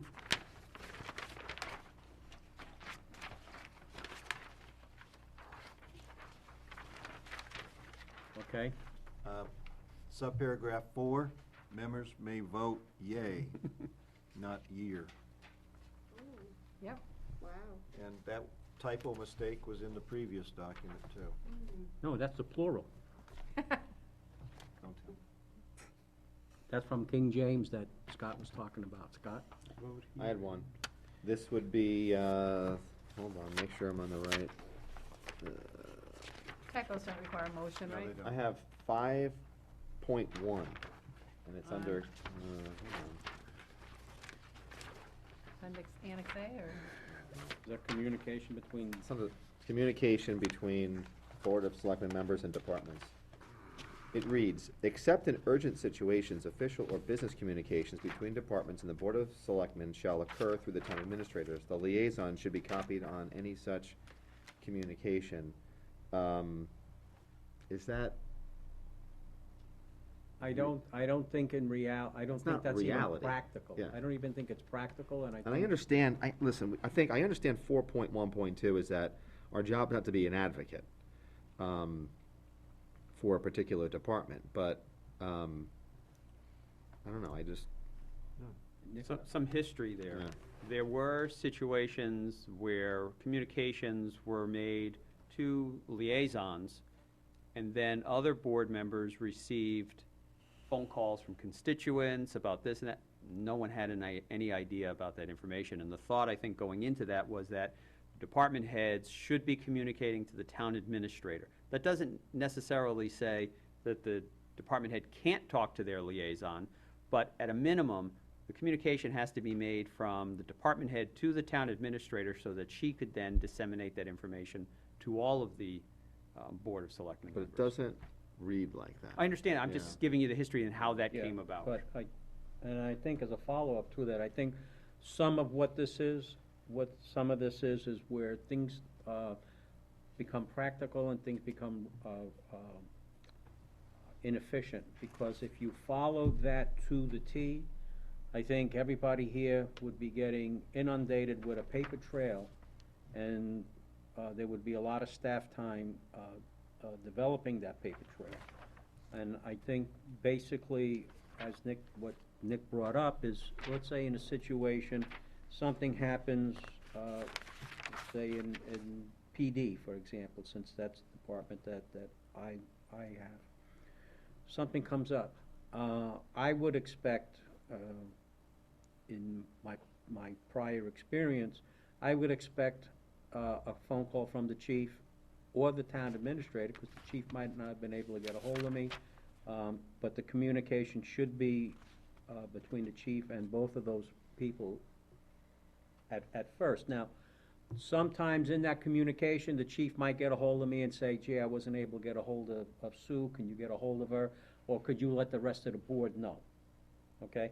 Or I'll let the vice chairman know, and since I happen to be the chair, I'll let the vice chairman know, and chief, do you mind contacting the other board members, because we can't get a hold of Sue or something along that line.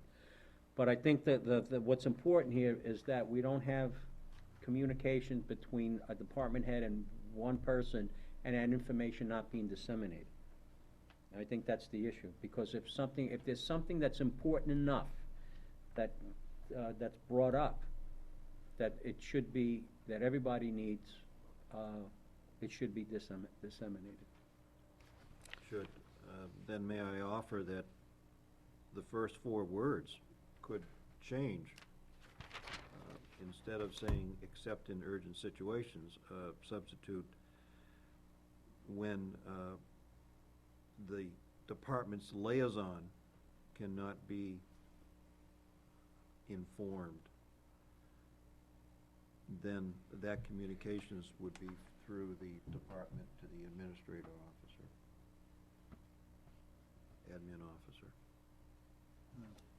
The only thing I could say about this is when you try to take a policy like that and you try to reduce it into writing, it's tough, because no matter how you get it on writing, it looks like there's something confusing, something missing. So what's the goal on Alright. communications? Let's get back to that. Or I guess I would ask, has this prevented communication between a department head and liaison? That is the question, is there a problem with the Right, way is we're there- going right now? Yeah, but when I read this, it almost seems like, yeah, I violate this all the time. Right. I mean, I've talked to every department head on some little things here and there or questions, and I feel as if I'm violating it because it wasn't urgent, and I should be talking to Sue to get the answer. And when I can just pick up the phone and talk to Rick Wilhelmi or something for Parks and Rec on a question, you know. Yeah, I think we need to level bureaucracy. I mean,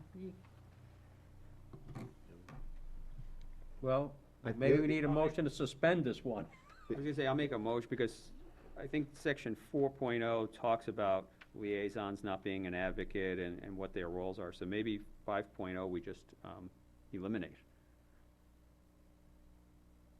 I'll second that. Okay. Any further discussion? I guess I'll make that a motion. Motion was made by Nick to eliminate section 5.0. 5.0. Right, I second it. And renumber. And 5.1, yep, and then. Said I renumber. guess. And- Doesn't really- 5.1. But I'll make a that's motion. subsection. Oh, I thought you made a motion. He did make the motion, Oh, I yeah, that's seconded what- it. Yeah. Okay.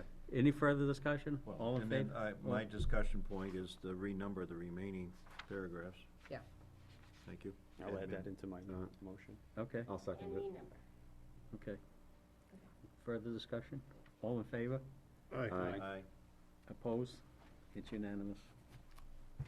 The other thing I just want to add on this whole thing is that I think that our communication between this board is pretty good in terms of we contact each other on issues that affect things when it's necessary, and get Sue involved when it's necessary, and I don't I I don't see think- any issues. I think there's really good communication between board members and liaisons. This is my opinion, but I mean, we haven't had an issue Yeah.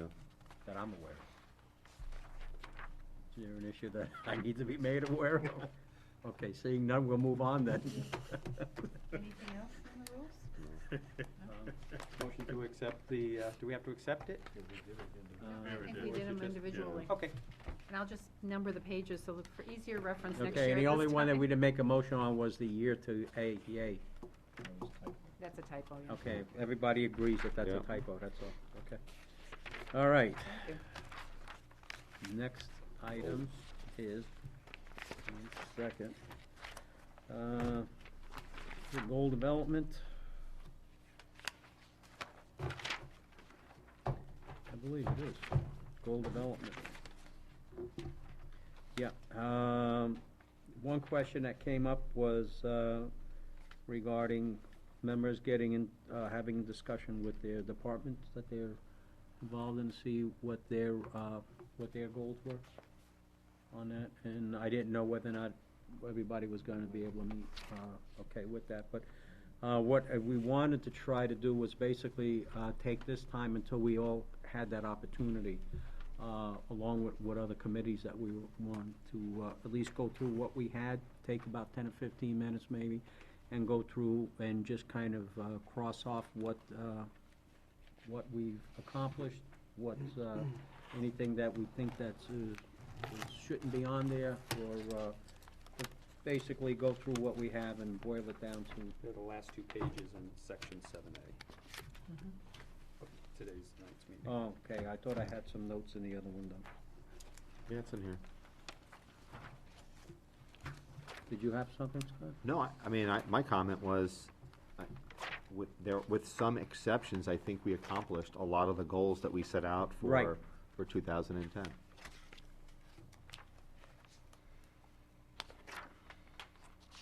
You would say we accomplished most of them? We accomplished the majority of them, yeah. I had notes Yep. in one of these here.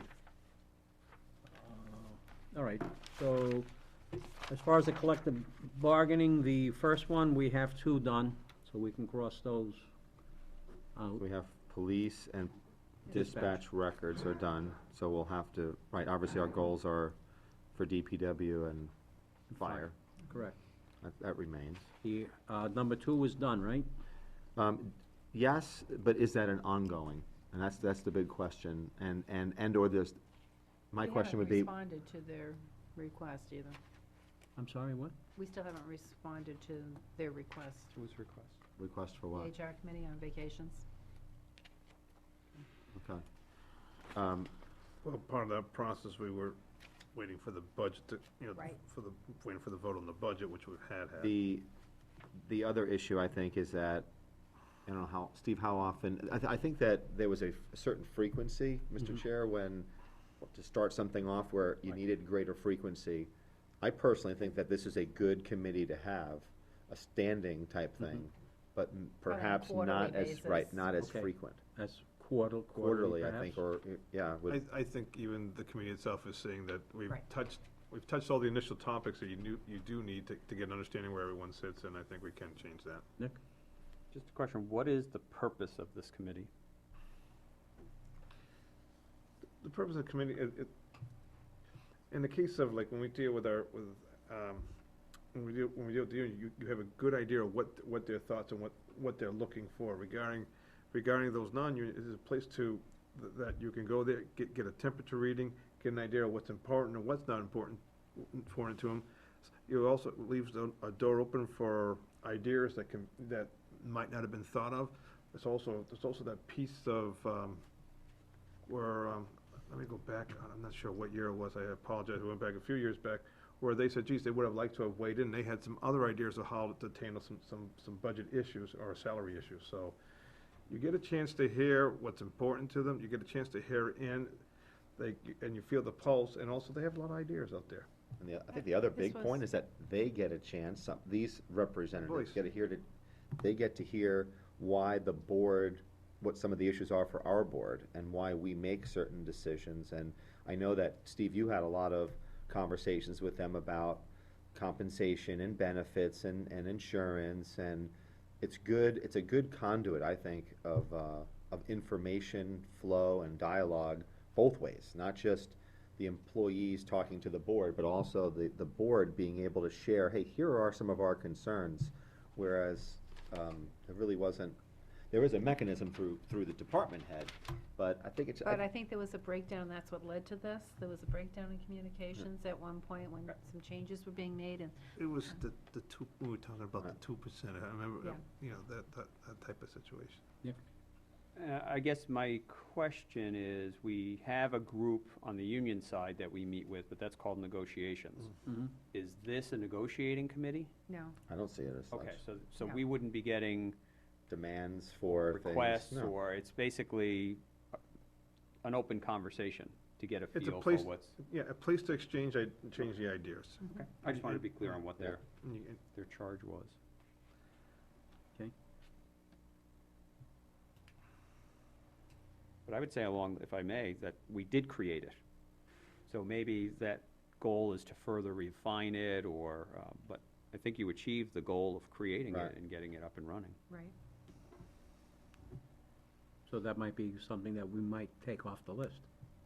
Or you might just say refine it for 2011, because I think the scope has changed significantly. I mean, getting it off the ground was a lot of work. Right. I think Selectman Forney did a great job getting it off the ground. I would say that our town administrator and the people within the committee did a great job. Yeah. I was in attendance, Yeah. okay. But I'm just saying, I think Okay. the heavy lifting occurred in 2010. I think now, as Selectman Campusano said, I think it's now about refining it and still keeping it on the radar, quarterly, so that there is that mechanism in place. But I don't think it's gonna require nearly as much dialogue as the 2010 did. Right. Okay. Number 3, The sore subject for me. Haven't gotten that one done. okay, so Right. we'll just leave it there? Well, I, yeah, you wanna fire away? Because we Yes. had a little disagreement on this one. I'll start off the disagreement then. I would like to see this goal eliminated, to be blunt.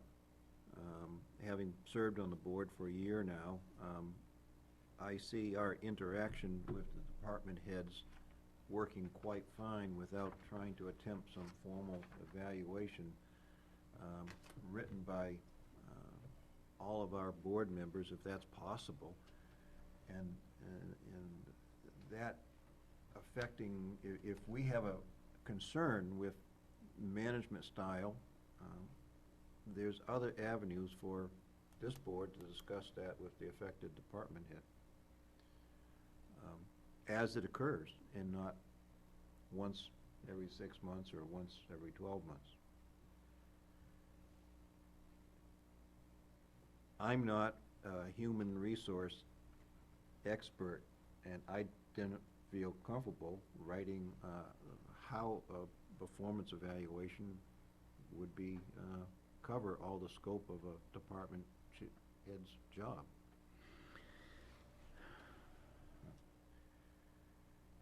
And so I'm happy with status quo. Can we do point counterpoint then? Your turn, sir. Nick? I would add, I don't think those two things are mutually exclusive.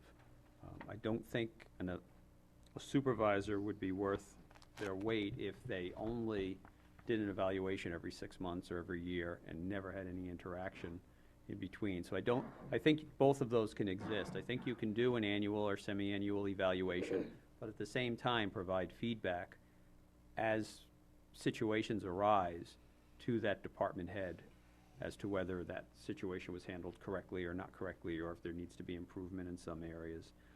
And I don't think we would be the first community providing evaluations to department heads.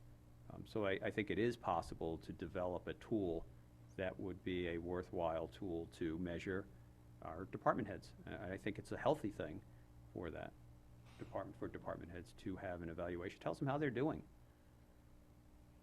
So that's my take. Steve? Okay, I'm gonna agree with Nick. In fact, that evaluation should be more of a 360 evaluation. It's also the time where, Mhm. where that from, it's not just a, it's a time where not only do we talk about goals and performance, but also it's a time for when the department heads can look at the board saying, hey, here's what I'm looking at. I'm not, you know, maybe they're not seeing the direction we're going in, maybe they need clarification. So all these evaluations are 360. It's a good time for everyone to get an idea of what the common goals are, make sure we're on the right direction. Also, there has to be a measurement within performance. I mean, without a measurement, you know, how do you know if that performance is good or not? And people have to, and I think everyone has to be measured somewhere along the line. And there's a performance piece, and so like I say, you make that a 360 evaluation. So it's also not only a measurement for department heads, it's a measurement for us as the board, is how we're doing it and where we can work better together. No, I agree with you on the 360, and when I brought that up once before, I was told that the 360 is our election. But that's from the voters, that's not from the department head, so there is a difference on there. And 360 means something Employees different as to me, well. yes. Right, Yeah, and that's it's not a everything. bad thing Right, either. It's peers, It's peers, it's yeah. your employees, it's the whole thing. Right. It's everywhere, Public. correct. Oh, yeah, oh, yeah, Everything.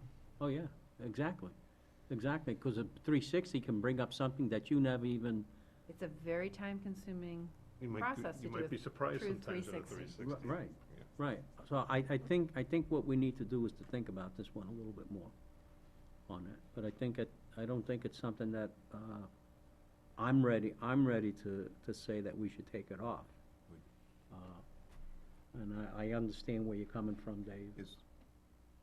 Would the board like to consider a management consultant to put in place the performance evaluation No. format? No. I think that we are totally overcomplicating this whole thing. And quite frankly, this is my 5th year now on this board. And I'm kind of surprised that we have not done these. And I say that because most of the skills that are required, and I don't think you need an HR background, but whether you're the town administrator, the police chief, the fire chief, et cetera, you have to have administrative skills. You have to have budget skills. You have to have communication skills, either with your employees, the board, the community. So all of these I just rattled off 3 or 4 things, which I think that any one of our department heads could be evaluated in a generic form. How well do they, in terms of their oral presentation skills, are they prepared for meetings when they come before us? I just don't, there are times when, I think it's important that we each see a department head through a different lens based upon our own experiences, and I'm gonna go back to what Nick said. I believe that if I was a department head, I'm a manager, I want the feedback from my boss. I wanna get better, I wanna know where I'm making mistakes. If I don't get that, I don't feel too good, and there have been some times where, depending upon which boss I've had, sometimes you get a lot of feedback, sometimes you get none. And, and the performance reviews that I created 2 years ago, it was very vanilla, really generic, and even if we wanted to just simply write out, here are the attributes, or here are some of the things that we want to talk about, that's fine with me. I don't care if we have maybe we don't have, check boxes and we grade it from 1 to 10. I could care less about that, but, certainly, the things that I mentioned, they're not that difficult, no matter what department that you're talking about. I think we owe it to our department heads, and to the community for that matter, to show that's why we're elected, right, is to oversee the department heads in the town, right? That's what I always thought, but, I don't know. Done. Nick? Well, I'm gonna put us on either on it or off of it. I'm gonna make a motion that the board moves forward with developing and implementing a department head performance review for 2011. So we either pass it or not. Can you do me a favor and add a date and specifics, because That's where we failed last year. we failed on that. By the end of 2011. I think we can do it. I'd like to see it done that lines up with something, See, like I wasn't, fiscal year, budget season, that you do it at a certain time where it's known, so that there's no surprises. I agree, our failure last year wasn't the idea that we didn't want to do this, we just didn't implement it in an effective manner. I don't wanna throw another monkey wrench into this, but I'm going to. We have our raises start in July. And we have, it's historically just been like a lot of our union contracts, it's just, it's X percent. And I believe that there are some department heads in a given year who contribute more, but there's very little that this board does in terms of that recognition. If we were to align this more with compensation, then our review period should technically start in a July and end in a June, and then you make a decision if you're gonna give an employee or one of our department heads a bonus, or maybe a higher percent of merit, or lower percent of merit for that matter, but it would tie into that.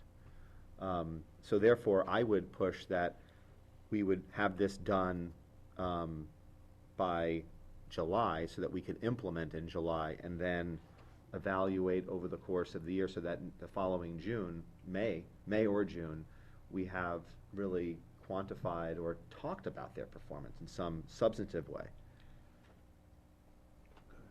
I wasn't planning to get that far with any of these goals.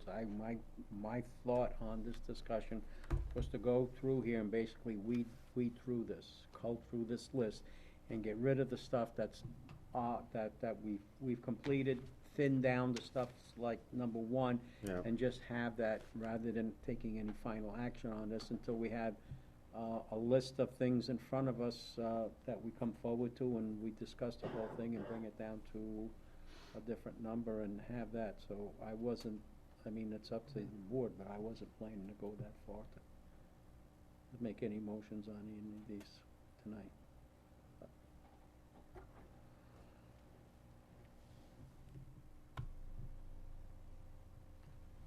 So I guess I'm asking you to withdraw your second and the motion. Well, that's up to you guys. Nick? I have the motion, you have the second. I'll withdraw it for now, but I'm coming back. Oh, I'm not saying no. I didn't say to take it off the list. I I'll mean, withdraw it's- my motion. Yeah, no, that's fine. I mean, you know, we understand I'll where be it back. is, and, I'll be back. you know, I'd like to hear, you know, a little bit more, and, you know, Well, what and this is also one that it's very important to get our department heads' feedback on, whether it's a workshop to determine, hey, what are we gonna put in this thing, what are we not, so, and, you know, I mean, the 360 is one thing that I brought up in the past, and the reason why I brought that up in the past, and one of the difficulties with this, okay, is that, you know, you talk about an employer, okay, and you have a review, so let's just, we have basically our 5 department heads that we deal with, we give them a review.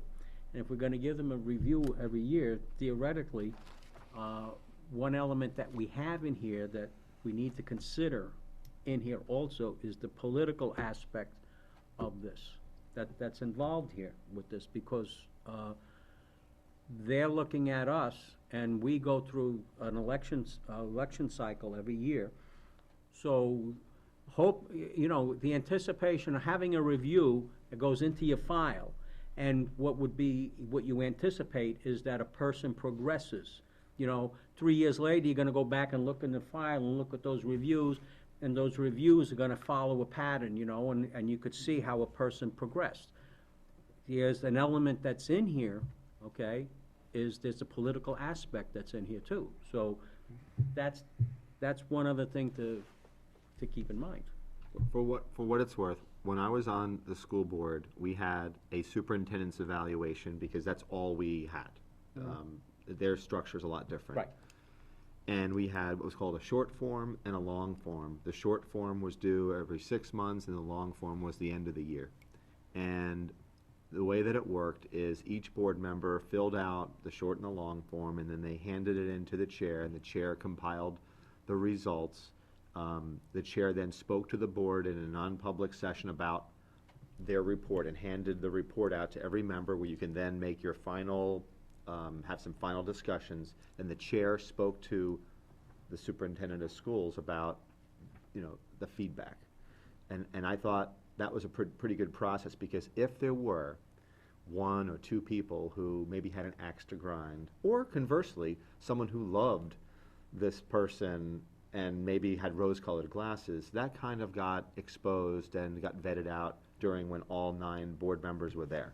And I thought that process worked pretty well, and then there was that feedback session. I don't see why that, we have 4 or 5 folks that we'd have to do that as well, but I don't see how that, we've all had interactions with the vast majority of the department heads, and I see it as constructive.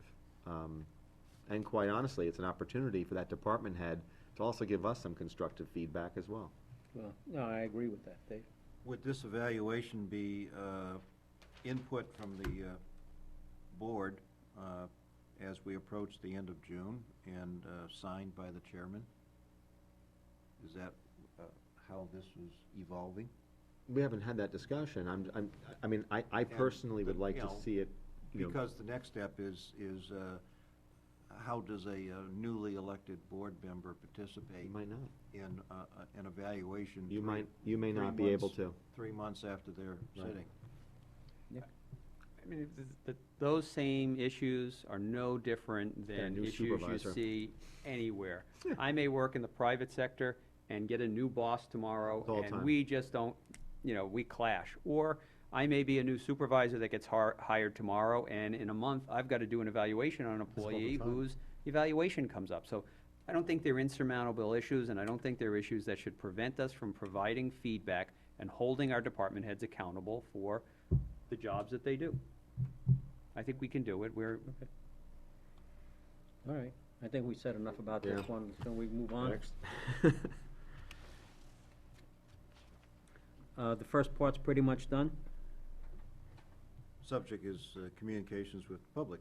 Yeah, but the So, first bullet. Yeah, the town website, yeah. And is that getting better, by the way? I mean, I guess my question is, Which one we're discussing. the town's website now can be changed by department heads, and I assume. Several have been trained, Right, and and some that's are still working? on the list to be trained, yeah. Okay, so that's working, Yep, okay. it's in Yeah, progress. it is, and it's improving, and I think it's, I know Megan knows how to do it, Yeah. Scott Bartlett, Derek, Brian, yeah, is it, It's- you been on there lately? Yeah, I have been. I haven't been trained.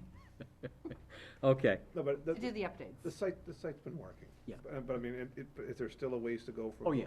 For it to be more dynamic and interactive, yes, but the main part's up. and yeah, we've made that way. it's got a big Skeleton change, is and they've there, done a it's much nice better. job on it. Both Brian and Neil. Yep. Okay.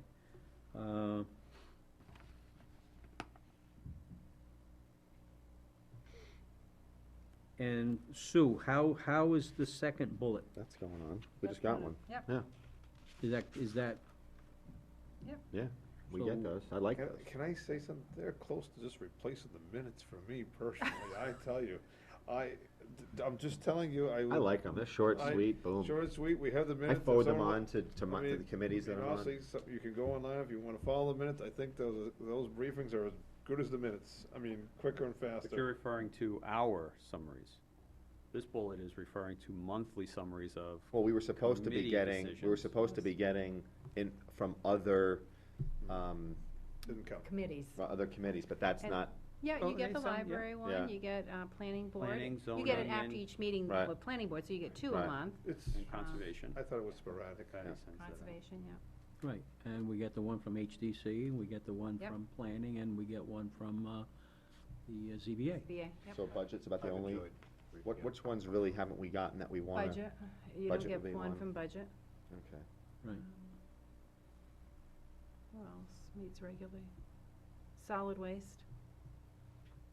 And I think the difference there is all those other committees, we usually have a staff person There, Exactly. who is there, Which we don't who have a can budget. create this. Right. Right. Right, but I think, well, following up on Steve's comment about the job that you've been putting together on there, they would pretty much, do 22 pages of minutes. Just my. And it might free up some staff time to do some of these other I think summaries. We'd have to expand on it a little more. I mean, Yeah. one page for a 4-hour meeting. No, is- I, Thought it was fine, that's, Yeah. I mean, it's not like, It's a different, we live in a different world We now. live in I a mean, different it- world. Back in the 1950s, you needed the 22 pages of Pages, minutes. correct. Now with PEG on demand, the ability to get Oh, yeah. DVDs, you can, I don't know, I mean, that's my thought also. It's completely different. I'll give you Yeah. an example. Nowadays, you can download a year's worth of minutes, and with Adobe Reader or Acrobat, you can Scan. search for a word. Right. I don't have the time to sit and go through every streaming video online to find out where in a meeting a certain issue was discussed. I think our minutes are good, but maybe do we need to have that much in the summaries? Maybe it's a very short summary with a reference to the minute, the meeting that it took place, and Some But towns I just don't- do the agenda, and then they do a paragraph under each item on the agenda, and that's it, kind of like discussed A, B, and C, and then the for motion. minutes or for summary. minutes. I see, I don't wanna see minutes reduced. Okay. That's me personally. I think they're okay. I'll tell you another topic for another day, but, yeah, okay. I don't know. So is that bullet gonna remain, or we changing that? Well, that, again, was creation, so you want it just to continue, right? Continue, yeah. What about the executive summary for the other committees? Do you want us, or?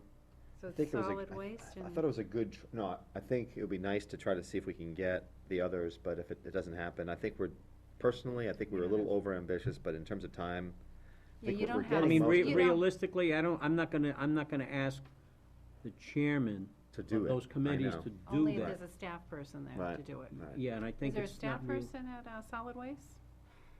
Public Works, yes. So they could do one, quick summary. So budget's the only one that really wouldn't, Right, they don't have. but they're also televised and there's minutes to them, so.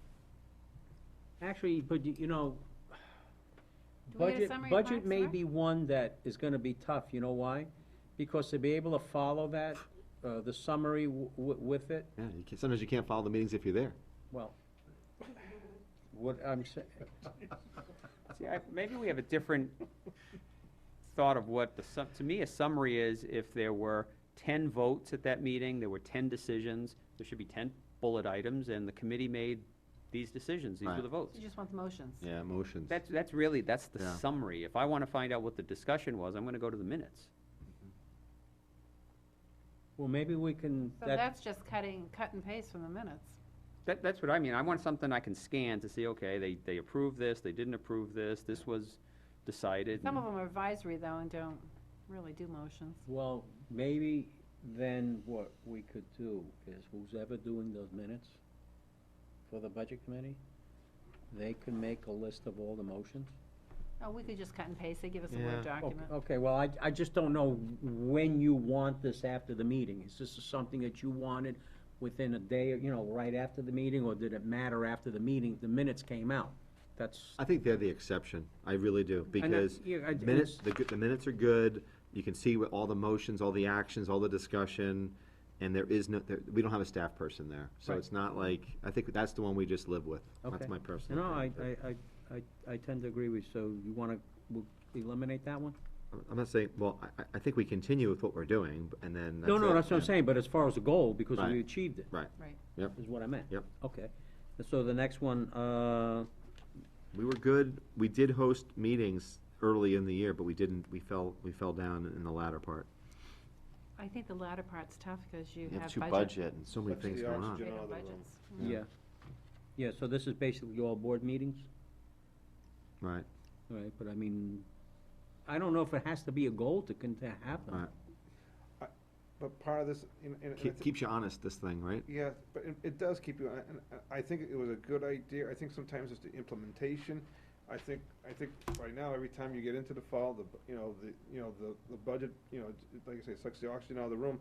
You have to actually say, here are the dates we're gonna do this. You gotta calendar them, you gotta do, Yeah. in other words, you actually gotta do a planning session saying, if we're really serious about meeting 2 or 3 times, Then here's the dates. here are the dates, It's and we're done. good to go. You know, we scheduled the budget workshop on a Saturday, like in the spring for October 20-something, because it was important that we wanted to do that. Right. And I think the same thing holds true. If we wanna, even if we just wanna have one all boards meeting, then let's schedule it, and it's important, and here's what the agenda will be, and it's on everybody's calendar, and that's that, and. I mean, I think the trick to anything is if you think there's value to it, if you say you can't if you're not willing to schedule it, then the value's not there.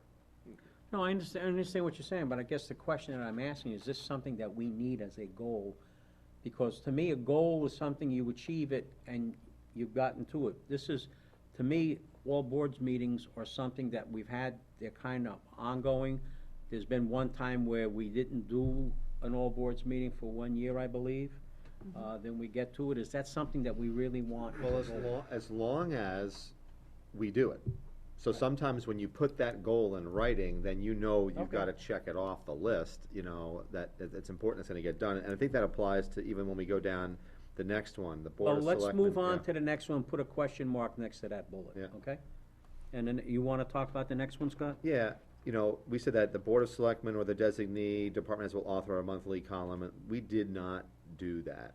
I think I wrote 1 or 2 myself. And it didn't get in, right? No, it No, got in, they it were did? great. Oh, I mean, the okay. Goffstown News was great Oh, in getting You them say in. the article, or don't we get in the, go ahead. The article was okay.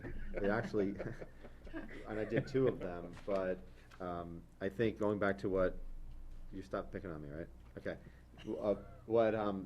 I think, as Steve said, maybe if we say, Department of Public Works, it is your responsibility to do the May one. Police Department, you will do June. Fire Department, you will do, and I think if we did something like that, It's gonna be in the then I think it's easy, because everybody, then you can talk about it at a staff meeting. If we want to get an advance copy before it gets put into the paper, it's in a cycle. And personally, I think that we can always do better on communication, all the time. And if we went that route, you'd be lucky if you had to write more than 1 or 2 a year as a department head. Doesn't the library and Parks and Rec already do one and weekly in the? Yes. The library does. So the library does their Parks and Rec's bookends. programs Parks are and in there. Rec's programs, It's an article. what? It's an article, they're out there. Okay, so it's, It's good communication, Right. they're letting you know what programs are available, the dates and the times, et cetera. That's good. but if you had Department of Public Works, if you had something about solid waste, which is always an issue there, cemetery, I mean, the trustees can prepare something there, which is always informative. And then whether it be road construction, et cetera, so there's 3 right there, it's 3 months, you know, police, you know, I would think that they would always have a couple of different issues, whether it be, and again, you're also promoting, you know, different events, whether it be, when we had the issue with, prescription drugs where we're taking those in, or firearms, or just different things. That's in the Goffstown News. Yep. Yep. So I don't think it's gonna be that difficult to do. I think we're kind of doing it already, but it just becomes more of an official Town of Goffstown column. I don't think it'll be that difficult to schedule that. Nick, you got it? I see this, communications with the public, is a different issue than where the discussion just went. I think back at meetings we had where people came in for public comment and they chastised us for not communicating, and we said, you know, we could have done that a little better. I don't think a monthly column by departments, because you're gonna get vanilla articles. You know, what the school resource officer does, or why we reclaim a road. That's not where we fall down. This board falls down when we make decisions or we do plan things, Projects and we and- don't communicate properly or effectively or timely with the public. So to me, I see one of our goals is improving that, not by having somebody record a television show once a month or, you know, a department head writing a column. That's me personally. I think we need to, every time we make a decision as part of this goal, stopping and saying, okay, what are the public communication implications and how do we address that? Whether it's holding extra public hearings or whatever. Me personally, that's how I saw this past year. Well, maybe some of the things that you're talking about that we could have done better might be able to be incorporated into this article. I'm just saying as a possibility. Steve? And I understand what both of you are saying, because in my, what I'm hearing is that, honestly, it's always good to communicate out. And what I'm hearing over here is that maybe the mechanism isn't that good, but we still have to there still should be more of a communication out there. It can be as simple as just saying, hey, here are the road construction items coming up this summer. I mean, it can be as simple articles as that. It can be as simple as Parks and Rec saying, hey, we're going, and of course, we'll be seeing that, we're going to fee-based process, programs this summer. Those are the types of things I think that can be written and put out in the paper, and people get a better understanding of what's going on. But as far as the mechanism, maybe there's another way we can do it also. Again, not that I'm looking to CYA here, but, if residents come in, and just to use your example, I have not seen anything that really has spoken to the fact that we're going to a fee-based program at Parks and Rec. If that does get published in, the 3 media outlets that we typically are seeing now, that's Goffstown News, the Goffstown Edge, Goffstown Today, and then we keep it archived on we also put it on our town website. If folks come in and they say, well, you're doing a horrible job with communications, how come we didn't know about X, Y, and Z? I can refer them back and say, well, yeah, we kind of did here. Like right now, we're going to be embarking on another construction down in Bernardville for the sewer. Signs, reader boards went up, letting people know that there was going to be construction. We have contacted abutters regarding and the businesses, because we fell down on that to a degree last year. But it will not hurt to have an article saying, hey, guess what? We're going to be doing X. Now, so if someone comes in and says, hey, we fell down this year, we can say, we put the reader boards up. We had the sewer commission worked with the construction, the firm that was overseeing it. And we also wrote a letter, we also wrote something in these media outlets, and it's on our website. So how much more do you expect? And then, so I think it can be both. But I agree, and that's what I'm saying. I think we did learn from those, the changes we put in this year in regards to the sewer project are a result of us trying to meet this goal. But I don't think requiring our departments to, on a rotating basis, put a column in the newspaper meets that goal. I think we need to continue what we're doing and say, we made a decision tonight. I think, one, can we use our public reader boards as a way to get this particular decision out? And maybe the department head that's involved in there needs to do a column. I'm saying those things are good, but generically to just require our department heads on a rotating basis to put a column in the newspaper, it's good for them, but I don't think it's our goal for communicating with the public. I think that goes, I was talking earlier, mechanisms. Now, reader board was one of the big successes with that, I remember, was when we were talking about the Business Expo. Yeah.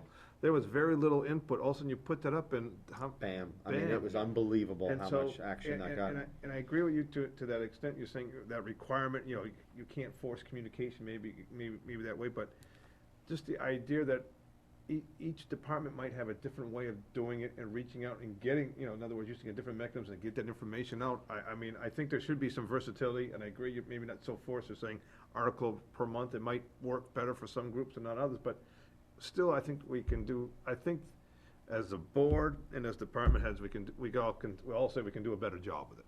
That's all. To maybe facilitate this a little bit better, is there something that we can always have on as like a standing thing on our agenda, communication, so that, we ask ourselves every week, are there any hot button issues that we think are out there that we can be proactive with in communication? So if you ask me that right now, I would say that what are our upcoming road construction projects? Can we recap those as to what's going to be going on? I mean, I would think that right off the bat would be one. Steve mentioned this whole issue with fee-based for Parks and Rec. So every week there may be, so when we hit that, we can then say, this board would direct the department head to write an article and have it drafted by the next meeting that's going to address this. So that, we'll take the responsibility of asking ourselves, is there any proactive communication that's needed, and then direct the department head or their designee to write it. One thing that I would like to see, and I see it a lot in the city, where aldermen will, within their wards, hold kind of like a town meeting. And I think when we have issues, one of the things we could do as individuals is divide up and have meetings within various parts of town, the Bartlett School, Grassmere Town Hall, not all of us, one of us. And it's advertised, town meeting with, or, however the term you want, meeting with your selectmen on this issue. I do it every day at Pizza Market from 12 to 1. But those are the kinds of interactions, one-on-one, where people ask you the questions, and you end up saying the same thing many times, day after day. But it's an opportunity, I think, for us to get out to the community, go to Meeting House, go to the Odd Fellows one Sunday morning, and it's advertised, and people can come, and they can sit and ask you the hard questions. They can put you on the spot and say, well, why are you doing this? And you can provide that information, and those people talk to other people. I think it's a good method. You don't do it all the time, but maybe 2 times, 3 times a year, you get out there and you talk about the issues that are important. I know that people in Pinarville appreciate that Selectman Gross comes down into Pinarville and sees us there, comes down from the big hill. It's for the food, Steve. I like Sam. The interaction. Yeah. I think you make a good point on that. Yeah. And there's one thing when you get down and they wanna know how come that's going on, you can always say, well, gee, I voted for it, but I was in a minority, I have to go after the other selectmen. And by the way, you have not been to Pizza Market in a month, and I've never seen you in Sawyer's either, but anyway, that's besides the point. Okay, let's move on. Okay, Communication with the public is still a goal? yeah, we were just going through with the bullets. I think you're just modifying Yeah. it, though. Right, we're trying to whittle it down, okay? So that one over there is gonna put a question mark next to it. And then we have the other one with the monthly TV show. I'm doing one in this month, Is this your For first? 250th? on the No. 250th. I did a couple last year, did one on the budget, and, Yeah. this won't be on the 250th.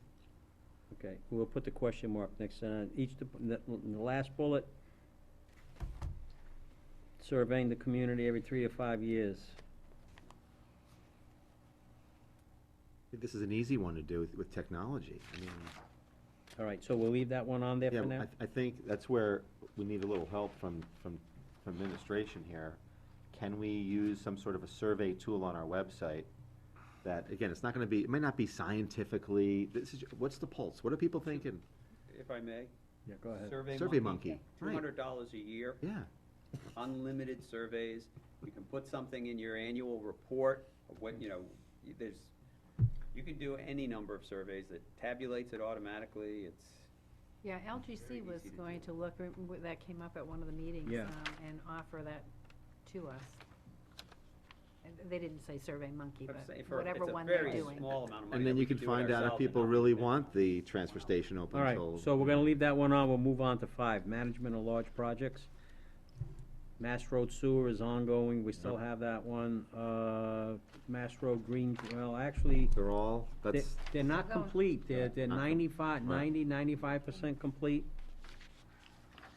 But I know, if I may, Go ahead.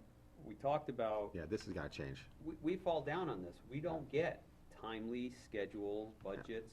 I think a lot of the issues we had last year with the roundabout could have been Yep. avoided if we had more timely reports and I agree, I mean, updates on schedules. I don't see why we can't have a bi-weekly or monthly update on every project, if it's on time, if it's on schedule, I am where we are. I am 110% on board with this one. Okay. There was absolutely we would never have been in the situation that we were in last year if we had even a monthly report or had gotten them. I think especially Right. on big projects. So that one remains, okay, so next one is the 2010 budget oversight. Change it to 11?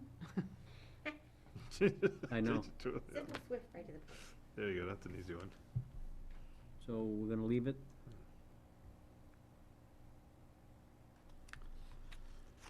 May's coming up, Yes. May. second Yeah, bullet on yeah, that one. Yep. All right, so we're gonna leave that one for now, and Yeah. then, move on to 7, budget prep. We'll make that 2012. Yeah, I just need to know,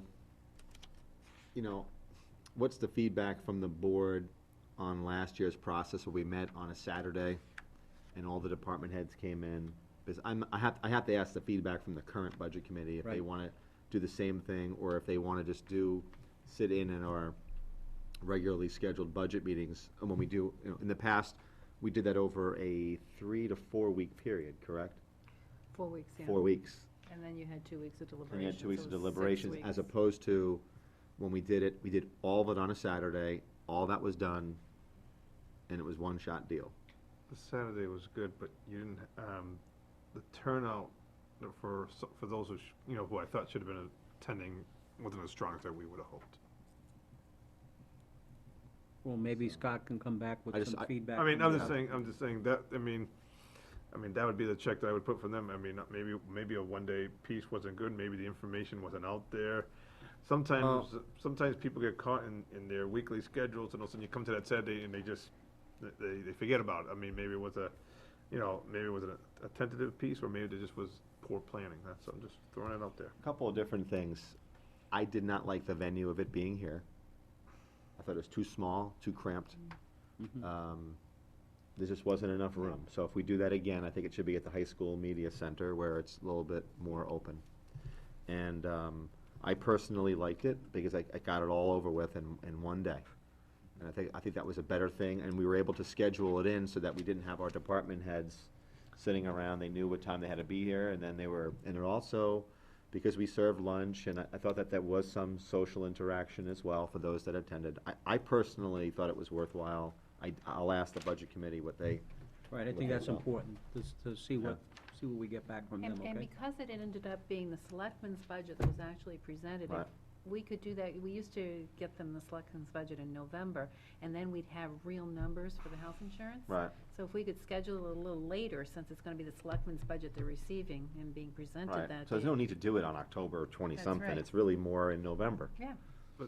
And the other piece of that there was some discussion between members of the budget committee, that they were looking for a little different information from different department heads, and it wasn't as, and it was the first time we were doing something of that matter, but the information they were looking for wasn't consistent from department to department. I remember at one point, that was one of the takeaways I had with that also. One thing that I saw that was good about that, and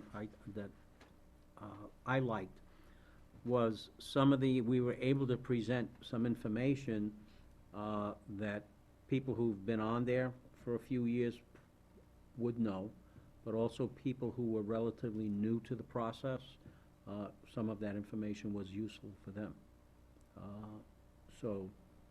But it's important to see what feedback we get from them. Yeah. The difficulty that I saw from that process was that each budget committee member wanted some different things. Right. And even if I were to ask them right now, I guarantee you I wouldn't have 100% concurrence on what they expect out of a presentation. And then those who did not get what they wanted, maybe they were in the minority view, maybe didn't show up or were disinterested because they didn't get what they wanted. Whereas if somehow we can get a consensus as to what type of information are you looking at, like a template, and then our department heads can kind of fill in what you want. That doesn't mean that you're still gonna have a handful of folks who may have wanted more and didn't get it. It never seems to work out perfectly. The other thing is you have a lot of new budget committee Yeah. members this year, and I know LGC and DRA get together and offer a wonderful one-day seminar on budget preparation and development and oversight, including the laws and everything. But don't we people have can't somebody get now who away- can do that? Yeah. But they So can't get doesn't he away teach for that that whole class? day. Yeah, they Yeah. can't get away for that whole Yeah. day. And that would be, and I know once we brought them down in the evening to do training. Yeah, I sat in on an evening. We brought Christine in, I think. That's- from- Thank you, I couldn't remember her name, yes. Yeah, and that was like one piece of it, because the DRA had another piece, and then there were presentations shown by town managers or finance directors, but it's a great seminar our conference every year, and what we take away from it is any of the new laws and how to implement those new laws. But, that's one thing, and we've also done the right to know law training, where LGC has come down or hired, I think they sent someone from Divine Millimet to do the last one. And we had a training session for all new committee members, or refresher for current ones. Is the board interested in Yes. doing that? I think that's a good idea, Yeah. myself. I think it is. I think it's important to avail it, to, to have that opportunity to folks, and, Okay, so number 7, we're leaving. yep. Perambulation. Yes, well, Mr. Chairman, up to now, we've been discussing self-imposed goals, right? Well, this was a goal that's required by state law, and I completed the perambulation with the boundaries of Hooksett, Dunbarton, Ware, New Boston, and Bedford.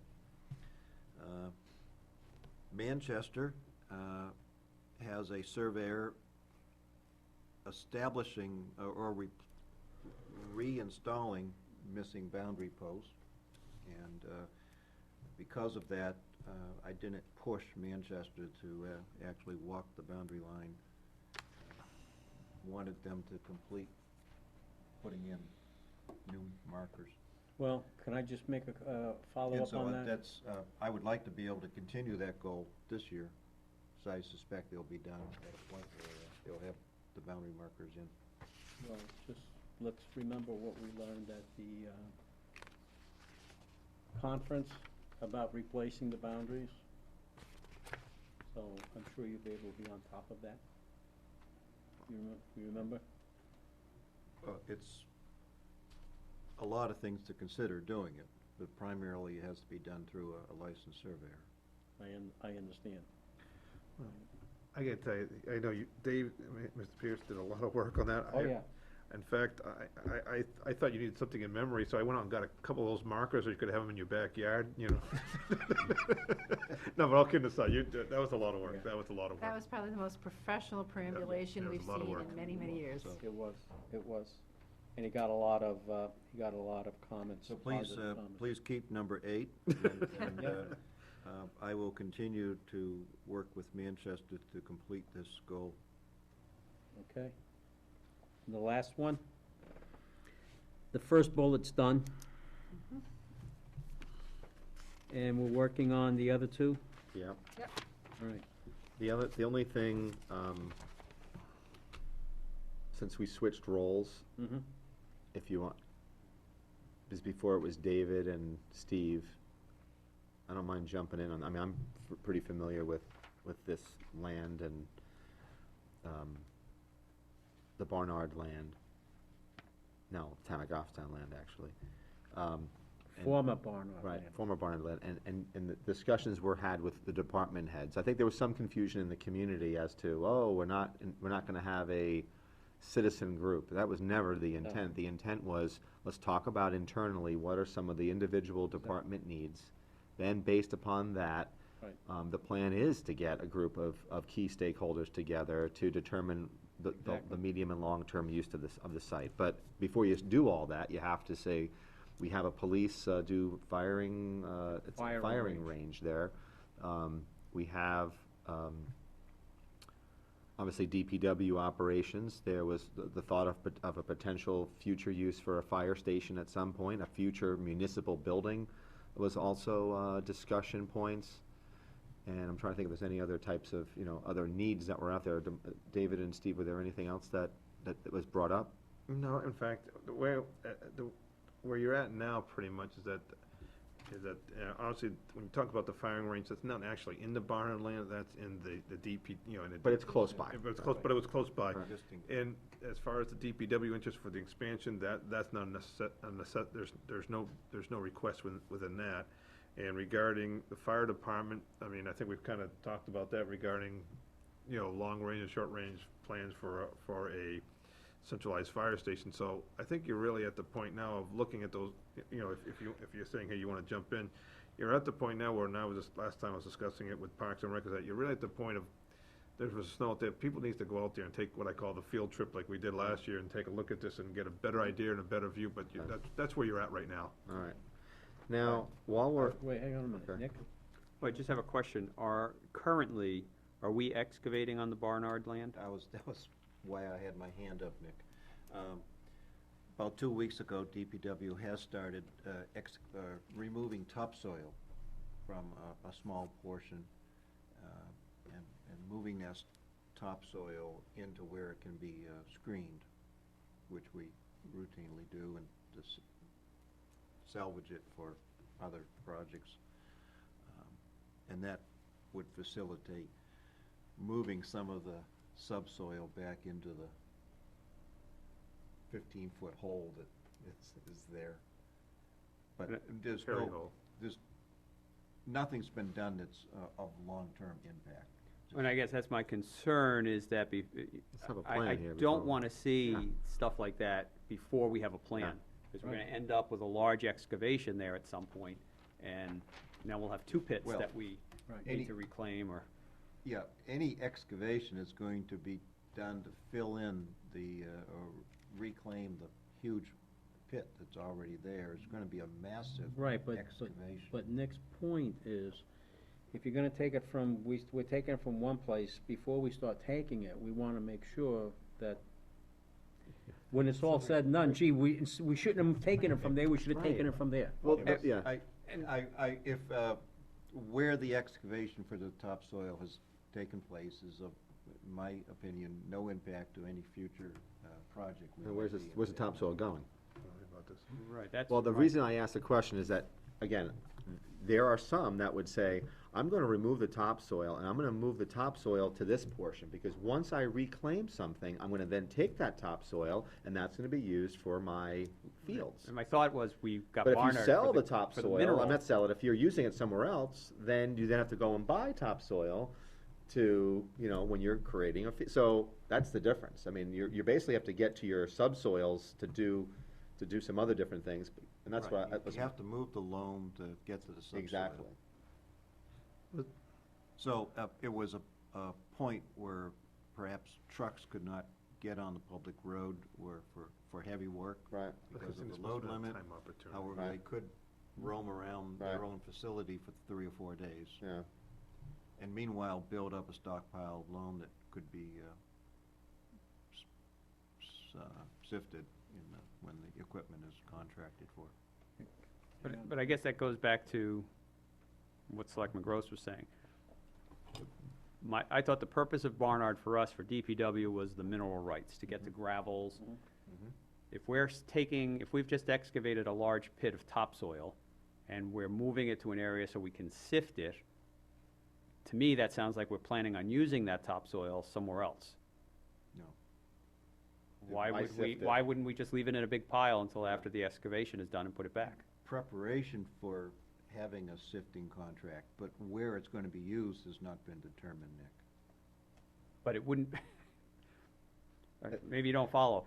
My understanding was, we're gonna take the topsoil off, move it to the side, excavate the minerals, and then when we level the land off, we've got the topsoil to put back, versus taking the topsoil, sifting it, and using it throughout the town, and then not having come by anything it. to fill the hole again. The amount of topsoil is not even worth what we've just been discussing here for the last 5 minutes. It's a small, I'm sorry I brought it up, because it's a small amount of topsoil. The amount of topsoil you'd have to remove to use the underlying soil to fill in what has already been excavated is a tremendous project. Okay, but. And that will have to be planned. Well, The stockpiling of a few trucks worth of topsoil already hasn't harmed any short-term, long-term plan. Scott? I guess my concern is that that's fine and dandy for DPW, but if we do not know the short, the medium, and long-term use, we could be digging holes in places where we say, we don't want to dig there. We don't even know what the plan is yet. We've started to have that discussion. You brought up the firing, outside firing Right. range. The chief is happy with where it's presently being conducted, Right. because it's in a low area of where DPW presently is. That type of exercise could go on many different places within a huge complex. We've discussed the fire department. There's only two options there. You have the fire department near Elm Street, which means you're gonna move the whole DPW complex somewhere else. So now you're talking a lot of money not only to build the fire station, because it has to be nearer the road, and you got a expense of moving DPW facility, the waste transfer, to someplace else in the facility. The other option is fire stations much further back from the road, and it probably would require its own access out onto Henry Bridge Road, which is land purchases and road construction. Neither one of those are going to happen in the next 5 years. The only thing that can happen in the next 5 years is some park department development. And whether it's just temporary fields, or if we can plan far enough ahead, some sort of permanent field that we would expect to be there for 10 to 20 years. So, all of this discussion, I think, comes down to, eventually we want to support some temporary fields with a gravel road access, decent for a passenger car. Okay. Nick? I'm gonna make a motion that we have no excavation on that property until we have a plan. And if there is any excavation done, that a plan comes to us to show us the areas that are gonna be excavated, to what extent, and for the purpose. So it's not gonna limit excavation, but I just don't want haphazard excavation, that your committee has not come out with a recommendation yet. I'm gonna second that. Okay, is there any discussion? Just wanted, if I can also add to that, this has to be something that's planned, based upon what I'm hearing. It's not like we're taking so many minerals out anyway, and rather than doing it in a half-baked fashion, let's do it and that will also expedite this plan. Because we've been sitting on this thing, we've had this purchase for a year. And this thing needs to be well thought out. I'd like to see it by the end of this year. If there's a need for any warrant articles or anything, which there may not be, but we have a plan in place that is done by our community. So that would be a goal for us, that we would have a community committee, in my opinion, and that we put together a plan. And if there is a need for excavation, it's gonna come before this board, and we can at least say, yeah, this makes total sense, because there is no possibility that we're gonna be doing anything here. But we may find out that when we set up this committee, that this committee may say, you know what? This is kind of foolish for us to be digging here and even excavating here. This is perfect for park space. Let's focus our efforts in here and here and here.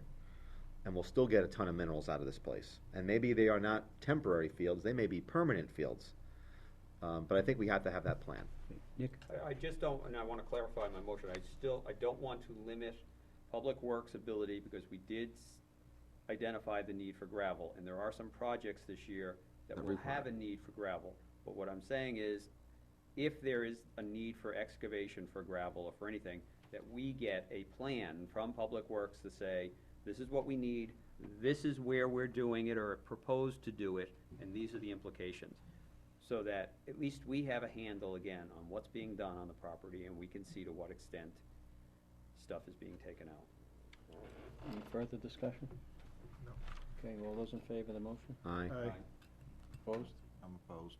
Okay, it's 4-1. 4-1, 4-1.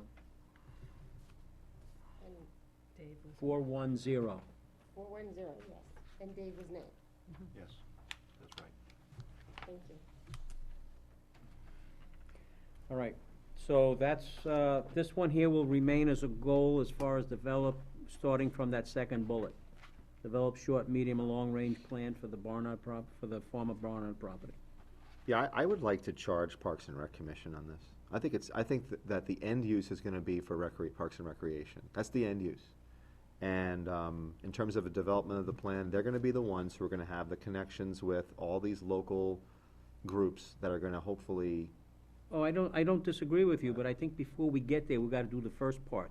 Develop the short, medium, and long-term range for the site, and then But I don't know what the excavation plan is until I hear from Parks and Rec as to what the uses are That's where I'm having difficulties comprehending this. Where we were at the last time, in speaking with the department heads, was that we're now looking at the point, and I spoke with, Selectman Pierce there, we talked with Megan and Carl, and regarding that, how would we engineer it, and what would these plans look like? In other words, and there, a lot of discussion was talked about, as Nick had said, we don't wanna move soil and then all of a sudden go back and move it twice. In fact, Carl said by moving it twice, you're defeating the purpose. You might as well have purchased the piece. So I'm not quite sure what DPW is doing right now. I wasn't aware of it, but It's not on Bernard property. not, but but we'll take it we'll just take it as face value that it's minor. So I think we're still at that step where those preliminary conversations have taken place. I think we know who the stakeholders are in there, and the question is going to be, and like I say, and when I was talking with Parks and Rec, was that once the snow melted, which is pretty much what we're coming into now, is that go out there and take that field trip, get an idea of what we're looking at for what their interest would be, because we weren't sure how, though they're interested, I'm not sure exactly what their plan would be, but Megan also said she could work with this and try and help in developing a plan. And also there was some feedback within Parks and Rec that there was one gentleman who knew someone where I think it was Londonderry, don't quote me on this, where they said, they had a professional come in and make that design also. 'Cause, I mean, it's not a simple task, because what we normally see is that everyone saw that little blueprint of that park, but they showed here's a baseball field, It was here's a an soccer architect field. rendering, not Yeah, an yeah, engineering. But it was on I mean, remember, there's different levels of ground, and that's what they were talking about, so that's where it's at right now, that's the stage you're at, where, let's see what it looks like, still looking a little bit at what the shareholders are, and if there is interest in going forward, I think then you're gonna have to probably bring in a professional to engineer out what this might look like, and what the probabilities would be, and how those stagings would come in. All right. We add goals?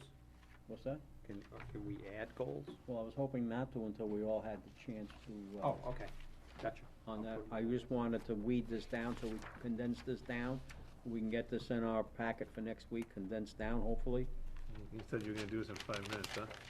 Well, hey, How much more do we have to go? 'Cause I was gonna make a motion for a brief recess. well, let me ask you this. Is there any old business? Seeing no old business? Yes, there is. In There your is. packets, there's a letter from the Sewer Commission to do nighttime work for cross connections on Mass Road in Pinardville. Okay, right. The goal is to do this work when there is the least amount of traffic, as it requires closing down both lanes when completing the cross connections. Why, do you wanna take a break? Okay, we'll take a 5 minutes. We are So- back from I our never know 5-minute you're gonna recess, and we're going to continue with, Sewer. old business, sewer commission request for nighttime work. Yes, Mr. Chairman, on the 10th of March, the Sewer Commission wrote to this board putting forth their plans for finishing up the sewer project in Bernardville. And in a rather detailed set of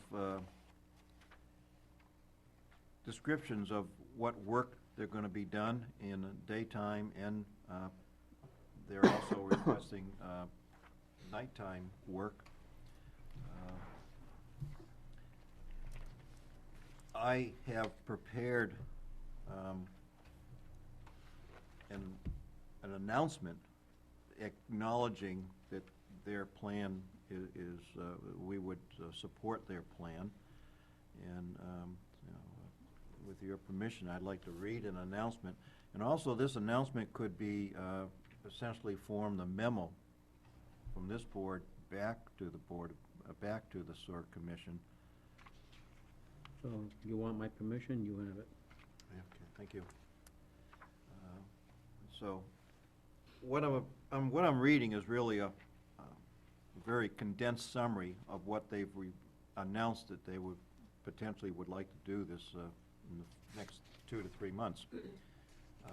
And before I read that, there is the possibility, not possibility, they're planning to have a meeting with local businesses on the whole construction scenario. And it's my intention, there was some tentative plans to have it this week. I think that fell through, but I'm going to follow through to ensure that that does occur, and I plan to attend that meeting. Anyways, my announcement on the sewer work in Bernardville. The sewer line construction is starting the week of April 11th. The whole project is expected to last 2 to 3 months. The initial phase of the work, 3 to 4 weeks in duration, will be done during the daytime. This is installation of the main sewer line and what we'll call the short side connections, in which they can make a connection from the main line to a resident or a business without blocking the road. There'll be detours, continuing. One lane of traffic will be alternating through the construction zone during the daytime construction. There will be detours signed for those wanting to avoid the entire area. The next phase of work, also 3 to 4 weeks in duration, will be done at nighttime, most likely 8:30 at night to 5:30 in the morning.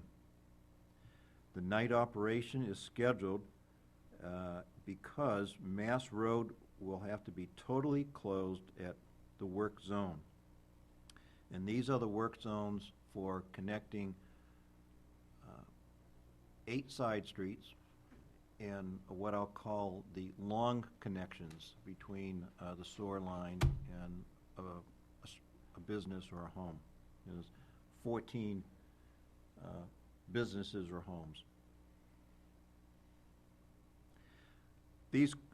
To close Mass Road, if that closure were to occur in daytime, would present an undesirable impact due to the heavy daytime traffic flow, as well as impact access to commercial businesses. There'll be letters about this nighttime construction will be sent to the residents from the town hall, will be sent to residents and businesses facing Mass Road. The final phase of work of 1 to 2 weeks duration will be the repaving of Mass Road. And the announcement, which I've just read, will be posted on the town's website and also forms the body of a memo from this board back to the Sewer Commission. So that's the announcement, and I'd like to perhaps have some discussion on that. Scott? I'm fine with it. I'm just curious as to the anticipated full completion date is, you said 3 months from April. 2 to 3 months, starting mid-April, so May, June, July, mid-July. Mid-July. Work. Okay. Nick?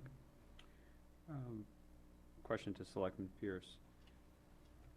The areas that they're closing it in the evening, will they be just the short 1 block area at a time where they're doing the cross connections? The closure will be at the actual work zone, whether it's a connection into the 8 side street or a connection into one of the 14 structures. So it wouldn't be that entire area closed every night? Correct. Just the immediate work zone where the shovel is perpendicular to the whole road. Okay. And opening the whole road. So my only suggestion would be, as we found out last year, the signage that allows people, or gives people the understanding that businesses are open, because there are businesses, Dunkin' Donuts, Rite Aid, that extend at times beyond the 9 o'clock period. So even though everyone is under the impression that the road is closed for night work, we should still make sure that there is proper signage so individuals know. It'll be open up to the actual point of where the digging is occurring. That's what I'm calling the work zone. Right, but I think And the memo to us from the Sewer Commission indicated a higher presence of traffic detail, police and traffic control. I understand, but I guess if they're closing Larch and Morrow, at the detour location, there should be signs that say Dunkin' Donuts is open, enter via Daniel Plummer, in other words, so people, when they're going or making that decision of where they're gonna go, just because they see the road is closed, they know that those businesses that are open after 9 o'clock are still in fact open and accessible. I understand your point, and that's a good The suggestion. suggestion that I have as far as the signage, that the signage should say, local businesses open regular hours.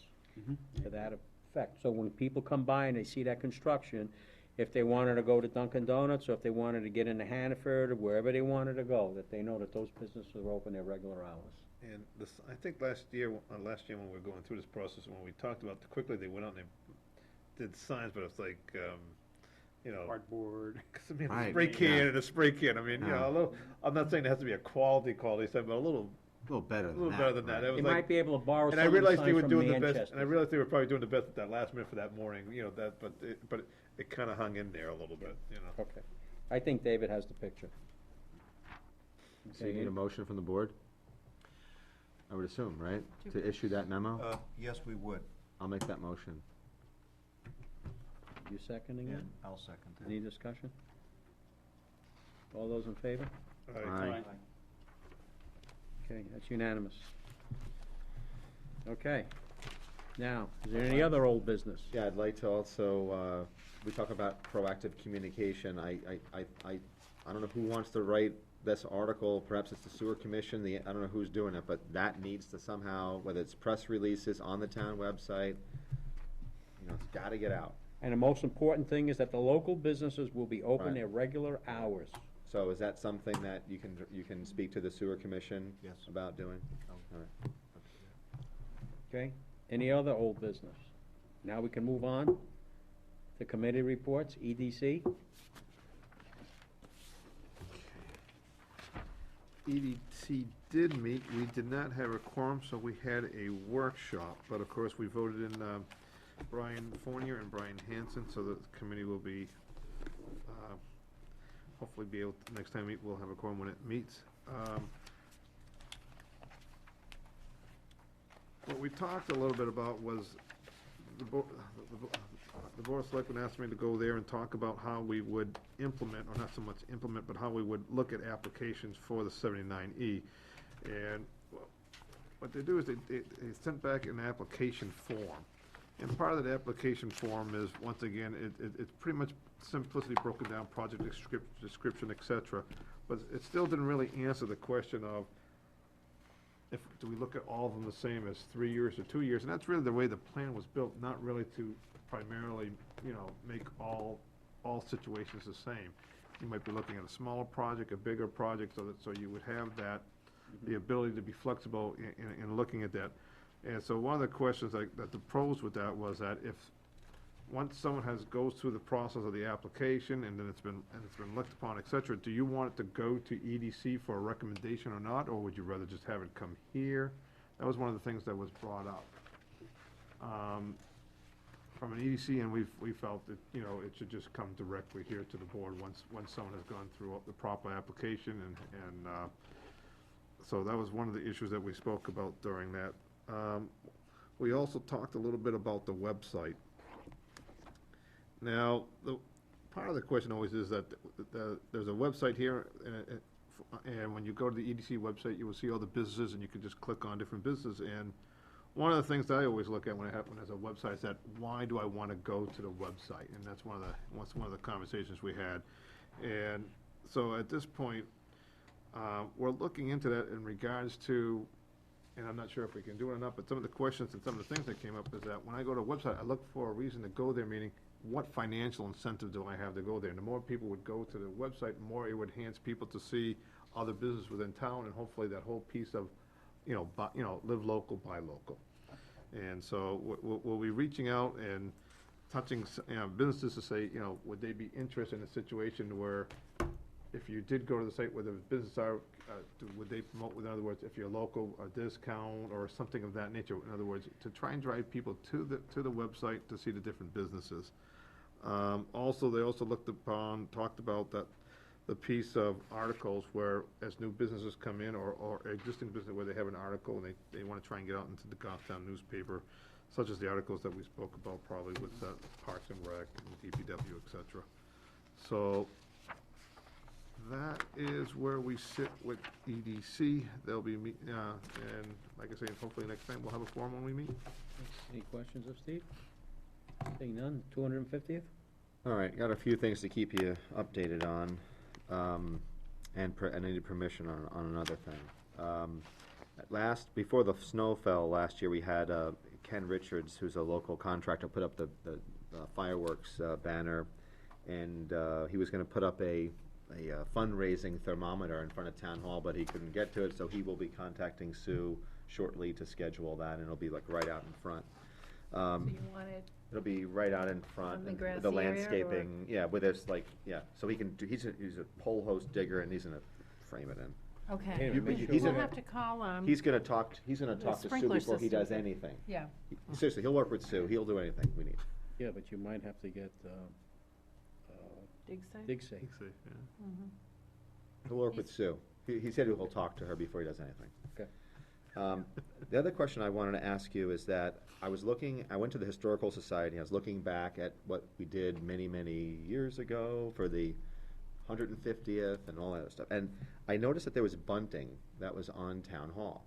And we did not, and our group did not budget for bunting, that's the red, white, and blue, stuff. And What is it? You know, It's bunting. Drapes. drapes, you know what I'm talking about, come on. Swags. You put them up 150 Swag. years ago, right? Swags. Phil, you were in the picture, I even have a copy of it. I know, I showed you my medallion. Yeah.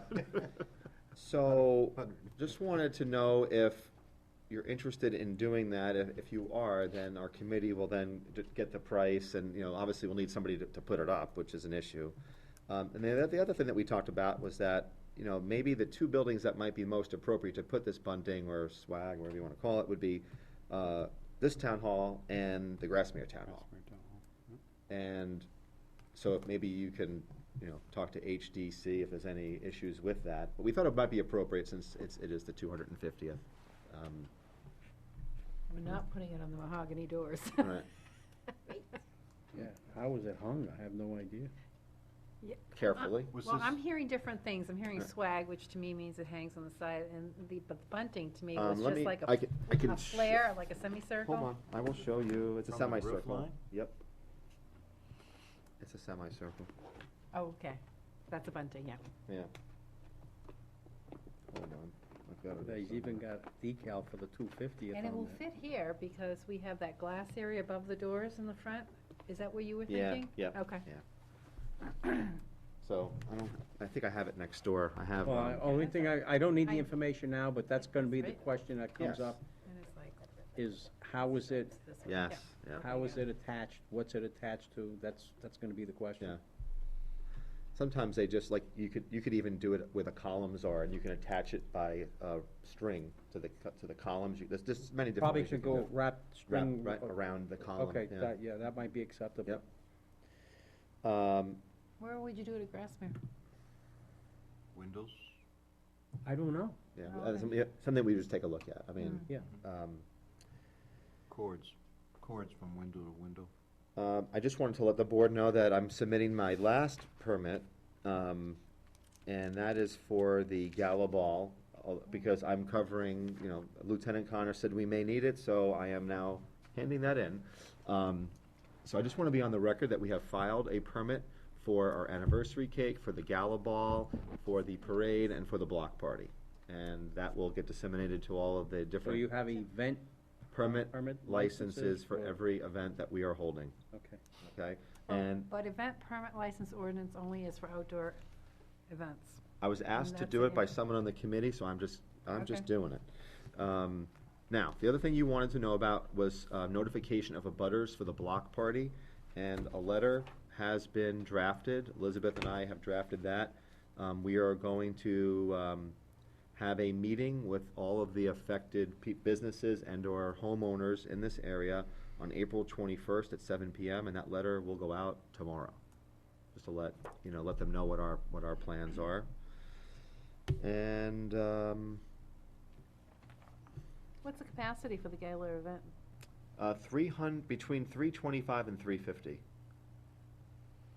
First come, first served on tickets? Yeah. The other thing that I wanted to let the board know is I did speak to Vivian Blondeau this afternoon, and her and Ray did give us permission to use their property along Depot Street and Kendall Hadley Way for the event. And I just talked to Sue, and we will work with them with regard to any, she's gonna contact LGC regarding any legal liability issues, things of that nature. Nick, you followed up with Manchester Parks and Rec regarding a mobile stage, which looks very good in terms of the pricing. We just approved a stage, but we're having two venues. One is kids, one is more adult with bands, et cetera. And most likely, we're gonna use that stage for the kids' venue.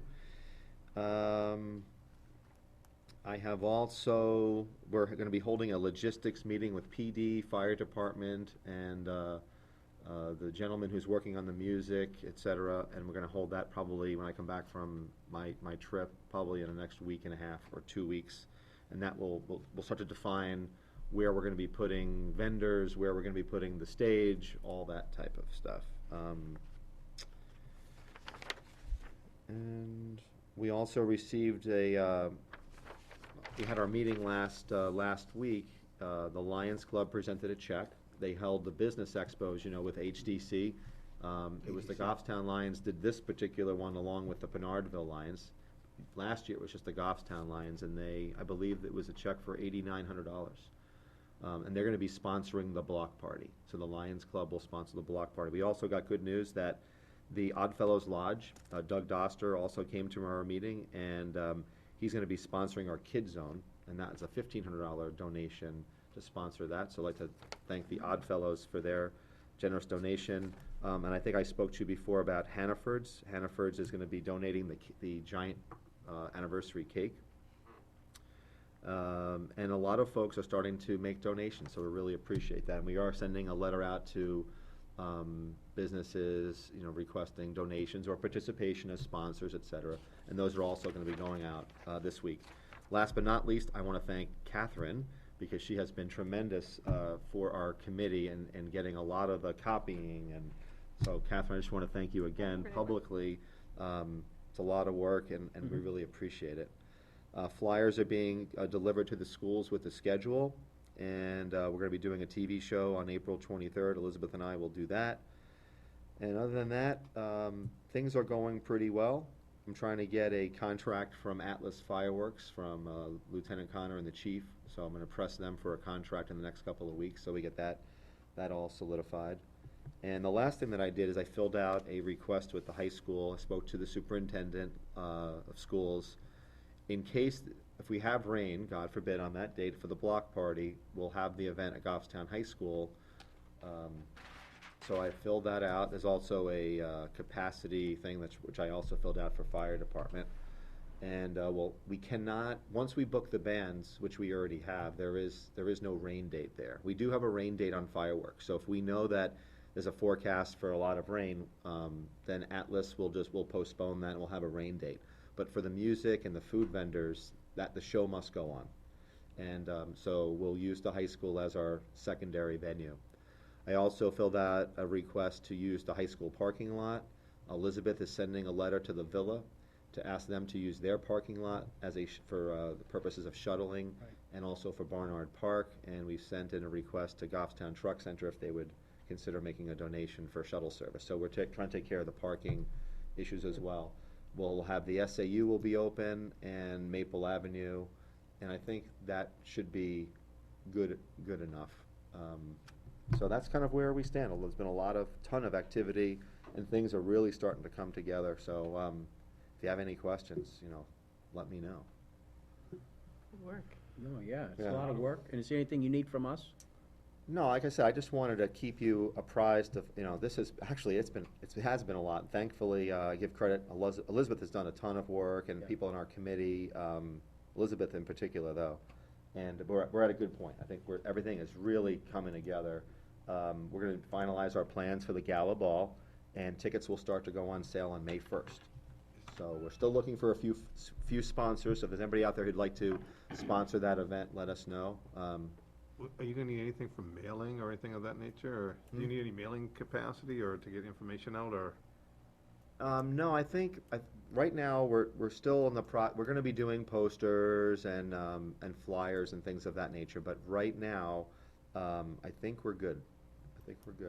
A lot of this is fluid, you know, so you have to kind of roll with it, but I just wanted to set the stage for you folks that we are, with the help of people on our committee, and it's really important that we have police and fire and our public safety folks involved, because they're steering us down the right direction, you know, to make sure that we consider, okay, like I was telling Sue this today, I didn't realize how much it costs to rent porta potties, and we're gonna need at least 10 to, if not more of them, and so it's little things like that, we're constantly tweaking our budget, and right now, I think Nick asked me, or somebody asked me today, you know, like, how far away are you in terms of fundraising? We're about $5,000 away, so any help we can get from the community or businesses would be great.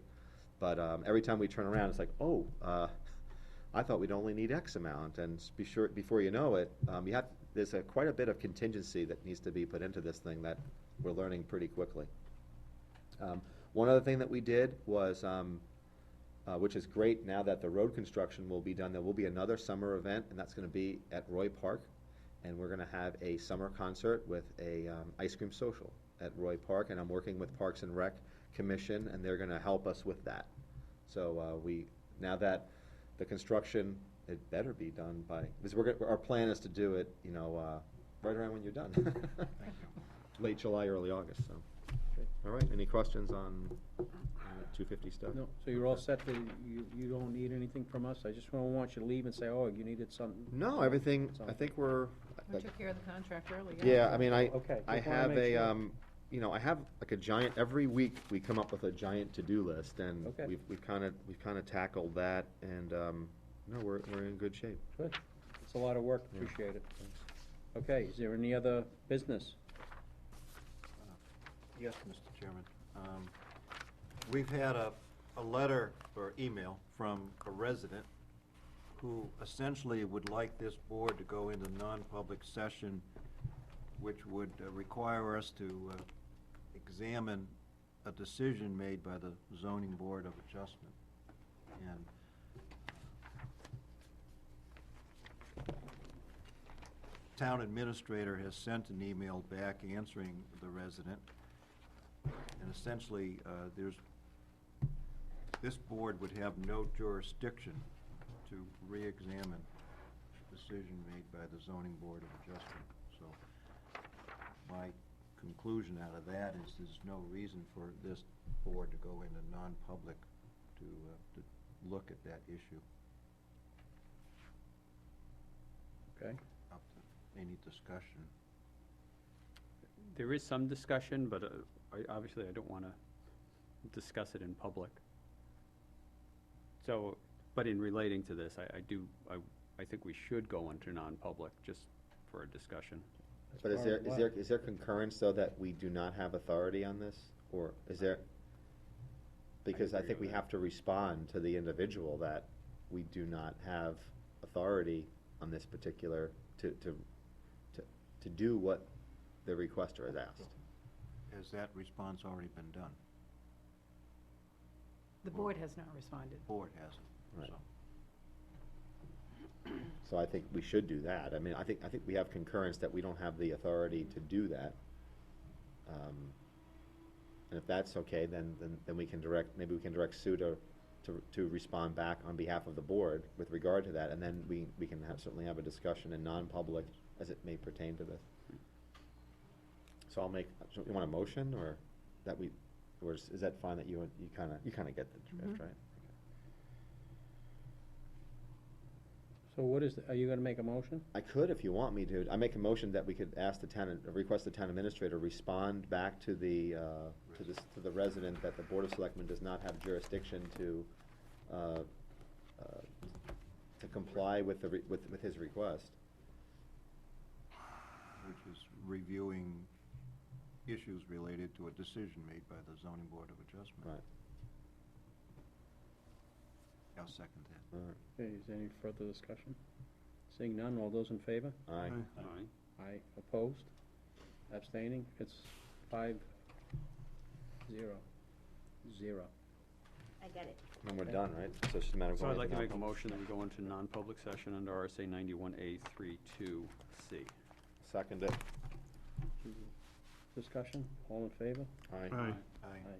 Yes. Roll call? Yes. Yes. Yes, Yes. Yes. yes. We're in non-public session. And